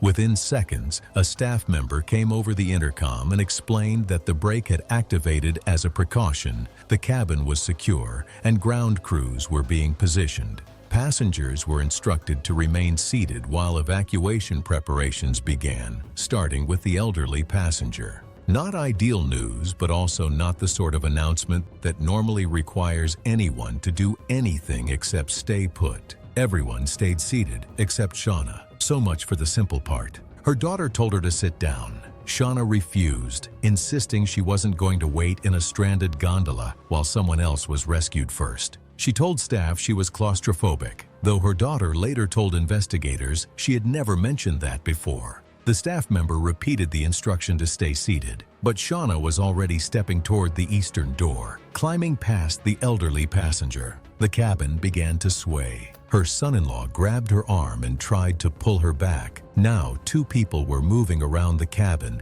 making the swinging worse. Shauna reached for the emergency release handle mounted beside the eastern door and pulled it despite repeated instructions not to touch it. The safety latch disengaged and the door swung outward with the cabin's movement. Her son-in-law managed to hold on to her arm for a moment, but her momentum carried her through the opening. She fell 72 feet onto the narrow maintenance path below. A camera mounted on a midline support tower captured the incident. Staff contacted emergency services at 1:58 in the afternoon, and ground crews reached Shauna within minutes. Emergency responders arrived shortly afterward, but Shauna was unresponsive when they reached her. She was pronounced dead at the scene at 2:31 in the afternoon. A post-mortem examination found fractures to the skull, cervical spine, and both legs, along with extensive internal injuries.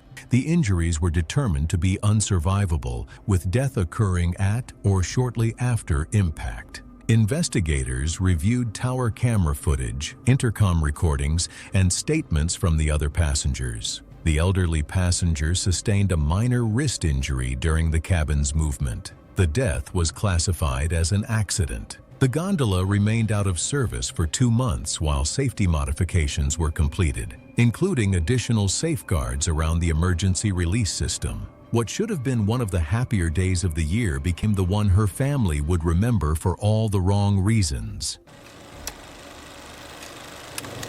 It was May 3, 2016, at a roadside fuel station on the eastern outskirts of Jaipur, India. A strip of cracked asphalt between tea stalls and idle auto rickshaws where the evening heat sat unmoving and where one man's refusal to be corrected in front of strangers was about to cost both him and his wife everything they had. Raghav Sethi was 32 years old and worked as a daily wage construction laborer in Jaipur. He poured concrete, hauled rebar, and picked up extra shifts whenever the foreman offered them, because the money was never quite enough for the apartment he shared with his wife Meera and their 5-year-old son in one of the city's lower-income districts. That evening, they were on their way back home after he had finished a late shift, planning to pick up food along the way because their son had been asking for something sweet. People who knew him described him as stubborn, but I think not in a calculating way, but in the specific way of a man with limited power in most areas of his life, who made a point of not surrendering what small amounts he did have. He was the kind of person who made things worse by digging in, and this incident just proves it. He arrived at the station on his battered motorcycle that evening, with Meera seated directly behind him. A half-smoked cigarette was still burning between his fingers when he pulled alongside the pump. The attendant had already opened the fuel cap in preparation to start filling and noticed immediately, moving toward him, shouting. A bystander later told investigators the attendant was not subtle. He pointed directly at the cigarette and raised his voice clearly. Raghav did not dismount. Witnesses described him arguing back and gesturing broadly while the cigarette continued to burn in his hand. The attendant stepped closer, his voice sharper now. motioning toward the pump and then at the ground, as if urging him to put it out immediately. Raghav shook his head and said something back that several people described as dismissive. Raghav leaned slightly forward over the tank as the attendant continued speaking. The two of them now locked in a back and forth that drew everyone's attention. Mira remained seated behind him. The attendant gestured again, more urgently this time, pointing directly at the cigarette. Witnesses said Raghav flicked the cigarette in a dismissive gesture toward the tank opening, and the ember landed among the rising gasoline vapors, igniting them almost instantly. Whether it was deliberate provocation or recklessness, no one present could say with certainty. But what I do know is that the ignition was instantaneous. There was a low, concussive thump. Multiple witnesses used that exact description independently, followed immediately by fire spreading across the fuel pooled on the concrete beneath the motorcycle. Raghav's synthetic work shirt, the kind sold cheaply at any market stall, did not burn away from his body. It fused into the tissue beneath it within the first few seconds of contact. Mira's clothing caught from the rear of the motorcycle, fire moving up her back before she could react or flail her arms in an attempt to escape. I want to be clear about what that means physically. Synthetic fabric in direct contact with open flame doesn't give you time. It is already over before your body has registered what's happening. Bystanders moved toward them almost immediately. Several grabbed water buckets kept near the station wash area. Others used cloth. The fire had already taken deep hold before anyone reached them. Witnesses dragged both victims away from the motorcycle onto the open road surface. Burning fuel on the concrete continued to feed the fire even after both of them had been pulled clear of the bike. Raghav's face and hands bore the worst of the initial flash exposure. Mira's back and left arm were described by responding personnel as consistent with sustained flame contact. One shopkeeper who witnessed the entire sequence told investigators the screaming had stopped before emergency services arrived. In burn cases of this severity, that is not a sign of improvement. A fire unit and ambulance arrived approximately 8 minutes later. Both were pronounced dead before transport. The medical examiner's findings indicated full-thickness burns covering more than 85% of total body surface area in both individuals. Their son was 5 years old. He was left in the care of Raghav's elderly parents. Neighbors reported seeing him in the days that followed, moving quietly around the apartment building without apparent understanding of what had occurred. What Raghav did that evening was never going to hurt only himself. Mira was sitting directly behind him, and she had not argued with the attendant once. That is the part of this story that I cannot move past, and I don't think I should.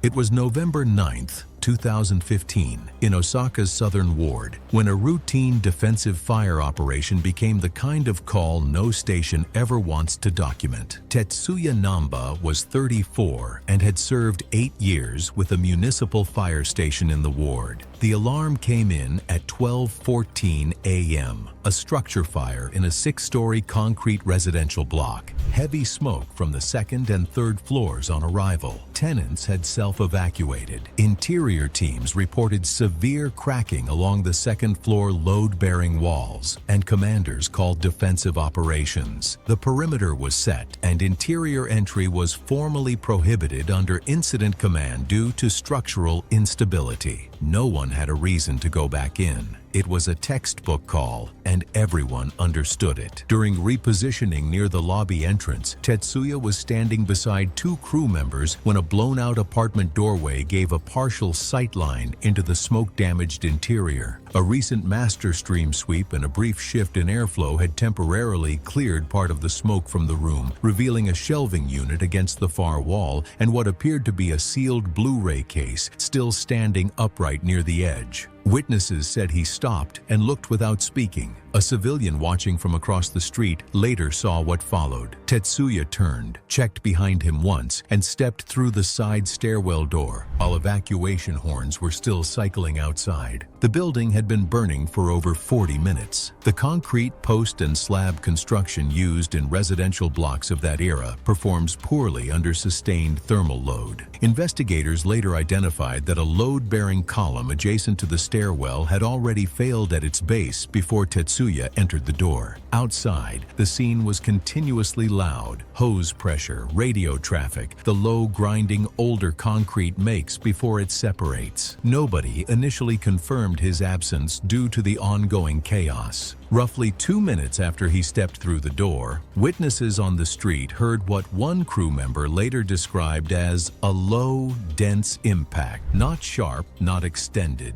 just heavy and conclusive. A dust cloud pushed outward from the second-floor window openings simultaneously. Debris fell from the exterior sill into the courtyard below. Rescue crews entered immediately. They found Tetsuya 12 feet inside the ground floor stairwell landing, partially buried under a collapsed concrete slab and rebar. His left arm had sustained near-complete traumatic amputation below the shoulder, consistent with the angled lower edge of the panel landing across the joint at high compression weight. He was unconscious. A Blu-ray case was recovered from his turnout coat's interior chest pocket. What many didn't know was that off the clock, he spent most of his free time moving through second-hand shops and collector markets, hunting out-of-print physical media with a focus on rare Japanese film releases. Apparently, he saw a rare Blu-ray copy and decided it was worth the risk. Tetsuya was extracted within 8 minutes and transported to a regional hospital, where he was pronounced dead within the hour. The coroner's findings, in plain terms, catastrophic blood loss from traumatic left arm amputation. He spent most of his free time moving through second-hand shops and collector markets.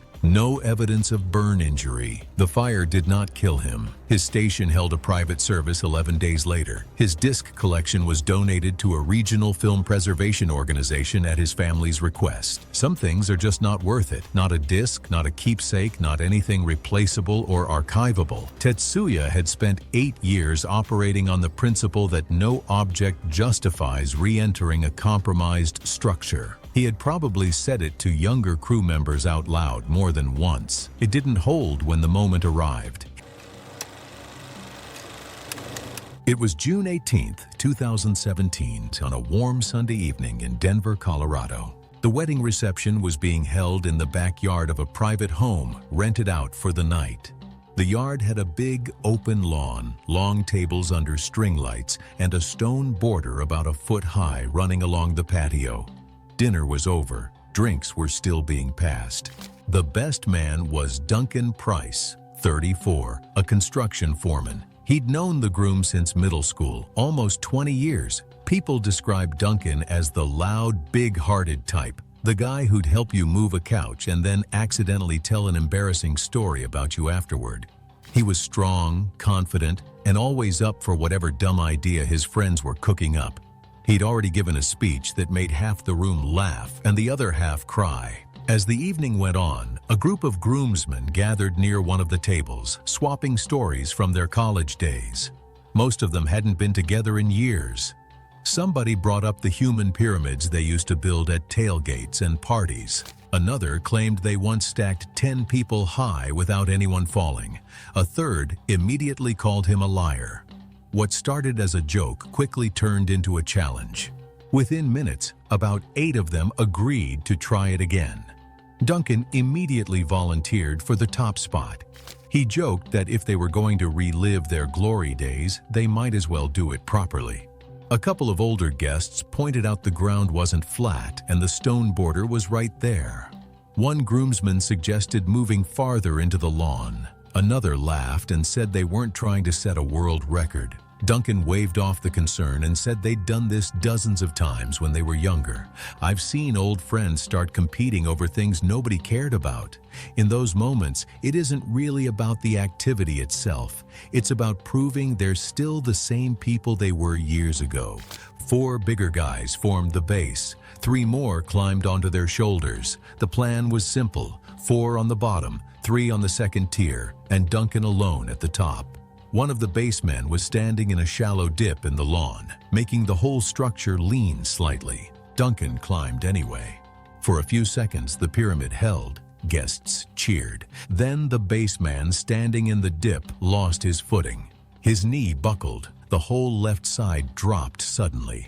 As the men beneath Duncan scrambled for balance, one lurched sideways while another pushed upward trying to steady himself. Duncan was stepping forward when the movement shifted beneath him. Instead of falling with the others, he was thrown clear of the collapsing group. He fell from nearly 8 feet above the ground. The other groomsmen landed on grass. Duncan landed on the stone border. His forehead struck the edge first. The force drove his head backward with violent speed. Witnesses described a hard, sharp crack. His body went limp almost instantly. The other groomsmen, scrambling up from the lawn, took a second to realize Duncan hadn't gotten up. Guests rushed over. Someone called emergency services. 2 guests with medical training reached him first and immediately told everyone not to move him. The groom pushed through the crowd and dropped to his knees beside him. Several guests later said they knew immediately something was terribly wrong because Duncan never moved or responded after the impact.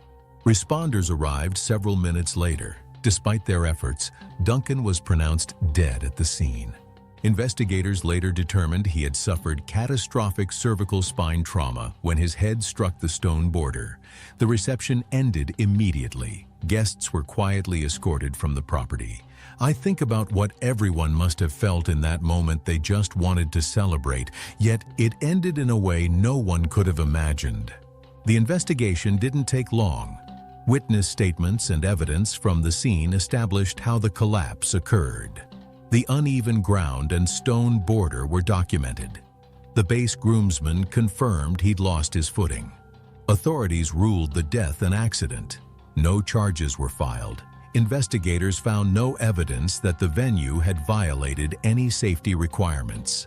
The report cited alcohol use, unstable ground, the height of the formation, and the proximity of the stone border. Duncan's story tells us how ordinary it felt right up until the moment it didn't. It was the 22nd of June, 2019, and a dry heat had already settled deep into the Grand Canyon, the kind that builds quietly from the bottom up, the kind the signs at the trailhead warn you about, the kind most visitors read once and decide does not apply to them. Linda Bora Hughes was 58 years old and lived in Mesa, Arizona, with her husband Robert and their 22-year-old daughter Emily. She worked as an office manager for a property management company in Phoenix. Friends and family described her as independent and confident. She rarely accepted advice without questioning it and often believed that official warnings were more cautious than necessary. The Hughes family had talked about visiting the Grand Canyon for years. On the day they finally arrived at the South Rim under clear skies and comfortable temperatures, the weather felt pleasant and the canyon appeared calm and inviting. As they explored visitor areas and scenic overlooks, Linda noticed signs warning hikers about dehydration, heat exhaustion, and heat stroke. Information boards explained that temperatures below the rim could be far hotter than temperatures at the top. Visitors were advised to carry plenty of water, avoid overexertion, and carefully consider whether they were prepared for the climb back out. Linda was unconvinced. At the trailhead, Robert urged buying extra bottled water before hiking, but Linda refused, dismissing the warnings as exaggerated and accusing the recommendations of being a sales tactic aimed at tourists. She relied only on the single bottle she had brought. Her own husband said something right there in that parking lot, and she still walked off with one bottle. That afternoon, Robert and Emily toured museums, shops, and rim viewpoints, while Linda decided to hike alone into the canyon on the Bright Angel Trail, promising to turn back after a short distance. The descent felt easy at first. Gentle slopes and stunning views drew her farther than planned, and frequent photo stops ate into her time. Confident she had energy to spare, she kept going, not considering that every downhill step meant an equally hard climb back up.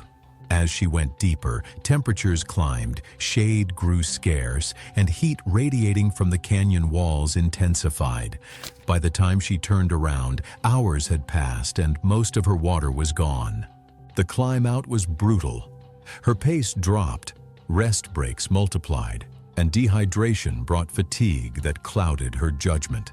Other hikers offered help and urged her to rest longer, but she refused, insisting she could finish the climb unaided.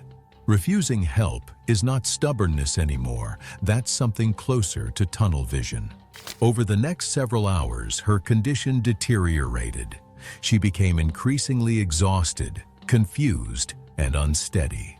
Concerned hikers eventually recognized that she was experiencing a serious medical emergency and alerted park personnel. Rangers and emergency responders made their way toward her location, but reaching an injured hiker below the rim required time and difficult travel through extreme heat. By the time rescuers reached Linda, she had suffered from advanced heat stroke and severe dehydration. Despite emergency treatment and evacuation for medical care, she could not be saved. Linda never made it back to her family. Robert and Emily, who had spent years looking forward to the trip, were left to return home without her.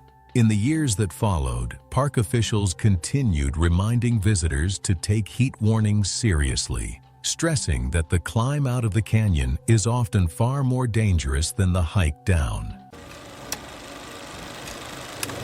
It was September 13, 2014. 12 visitors had signed up for a behind-the-scenes tour at a zoo outside Columbus, Ohio, giving them access to several restricted staff areas. The tour began at 2 o'clock that afternoon.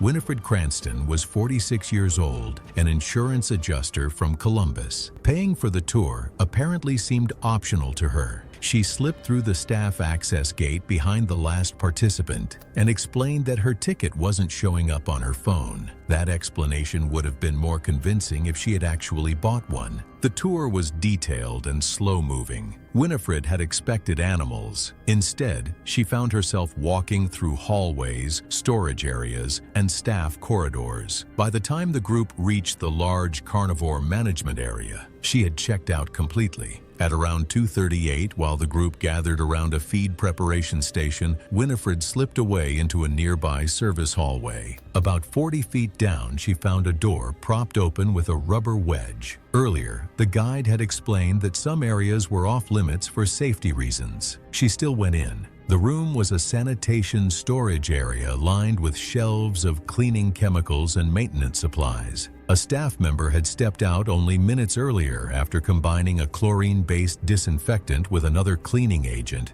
creating unusually concentrated fumes inside the poorly ventilated room. Lying about the ticket was one thing. Wandering off into a restricted room suggested Winifred was beginning to mistake access for permission. Winifred wandered farther inside, unaware that unusually dangerous chemical fumes were already building in the enclosed room. At first, the irritation would have seemed minor. By the time it became obvious something was wrong, the exposure had already become dangerous. A few minutes later, she started coughing. The coughing became relentless, and breathing grew noticeably harder. She turned toward the door but struggled to stay on her feet. Reaching for the central shelving unit, she knocked over the bucket and collapsed beside it. Back in the main corridor, the tour had moved on to the veterinary observation area. The guide had done a head count at the entrance, standard procedure before the ticket check, and come up one short. She retraced the route with a staff member, calling out as they went. The maintenance worker returned to the hallway at around 2:47. He heard coughing from inside the room, followed by a loud impact and then silence.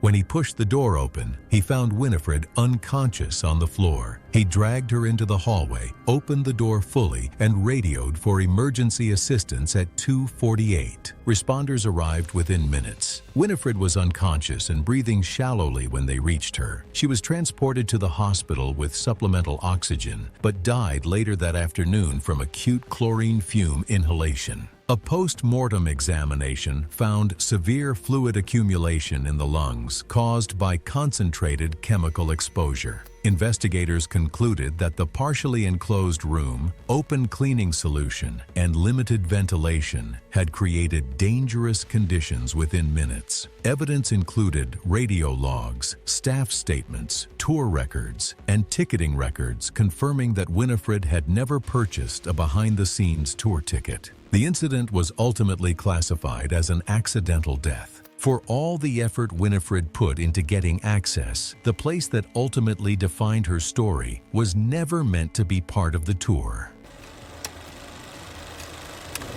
It was August 11, 2017, on the western outskirts of Lahore, Pakistan, where a flat, sun-cracked vacant lot sat wedged between a shuttered textile warehouse and a row of low concrete homes. The kind of place that accumulates both trash and young men with nowhere better to be on a Friday afternoon. Rashad Mirza was 21 years old and worked part-time loading freight. He had grown up 3 streets from the lot and had been part of this group since he was 15.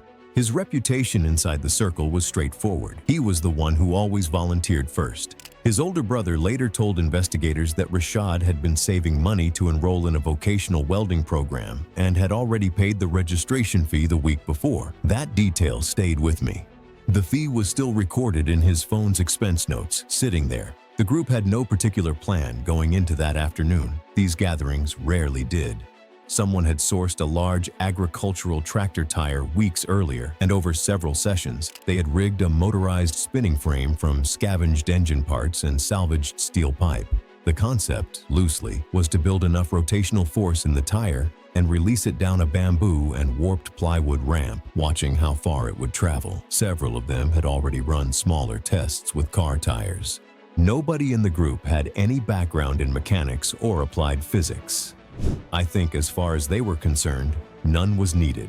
A large agricultural tractor tire of this type typically measures around 5 feet in diameter and weighs close to 300 pounds. The ramp they had assembled was not anchored to the ground. The plywood had already warped from previous sessions in the heat. That afternoon, the tire had been spinning for close to 4 minutes before anyone moved toward the release mechanism. Rashad stepped forward to check the alignment between the ramp and the frame. He was standing within roughly 2 feet of the tire's projected path. One of his friends positioned himself at the release. The countdown started, loud and half-joking, the way these things often begin. The frame had begun to wobble slightly under the strain, but no one stepped back. The tire did not travel down the ramp. The moment the restraint released, the motorized frame torqued sideways, the result of uneven tension in the motor mount that no one had identified or checked. The motor continued spinning briefly as the frame twisted, adding to the unpredictability of the tire's trajectory. The tire launched at an oblique angle rather than straight forward. It covered approximately 6 feet in under a quarter of a second. It struck Rashad across the forehead and the right orbital region. Witnesses described the sound as flat and immediate, distinct from the dull impact the tire made when it hit the ground a moment later. Rashad dropped straight down, no stumbling, no bracing. The way a person drops when the connection between brain and body is severed faster than the body can respond to it. He was on his back. Blood spread across the dry, pale soil rapidly. Splinters from the warped plywood had scattered in a radius of roughly 15 feet. The spinning frame was still partially powered for a few seconds before shutting down on its own. Witnesses later described standing there for several seconds before anyone moved, long enough that one of the friends closest to him said he believed for a moment that Rashad would get up. He did not. 2 friends began CPR within minutes. A third ran to the street and flagged down a nearby resident who contacted the local emergency rescue service by phone. Responders arrived on scene in approximately 15 minutes. Rashad was unresponsive when they reached him and did not recover. The coroner's report identified the cause of death as severe closed head trauma with a depressed skull fracture. The part I keep returning to is the welding course registration, the fee already paid, logged in his phone the week before. He had a plan beyond that lot, and I don't think any of the friends standing there that afternoon understood what they had actually built until it was too late for the understanding to mean anything. It was August 5, 2015, and out in rural Pennsylvania, there was an old abandoned quarry filled with water. There were no signs and no markers showing how deep the water was or what might be sitting under the surface. From the rocky ledges above, the water looked deep and clear, the way still water often does when you stare straight down at it from up high. Two young men had found the spot through photos online and drove out to see it for themselves. Carlo Crew was 20 years old and worked seasonal labor jobs. He had a personality that liked a challenge. If someone questioned his judgment, his instinct wasn't to slow down, it was to prove them wrong. He had never been to this quarry before, and neither had his friend. The disagreement started the moment they arrived. His friend insisted nobody should jump until they knew how deep the water really was, and that was the right call. But Carlo brushed it off, convinced the quarry was obviously deep enough just by how clear it looked. They argued back and forth, neither willing to give in. It is heartbreaking that instead of checking the water or tossing something in to test it, they treated it like a casual bet. They flipped a coin. Carlo lost, forcing him to be the first to test the water he insisted was safe. A few friends who were there started recording.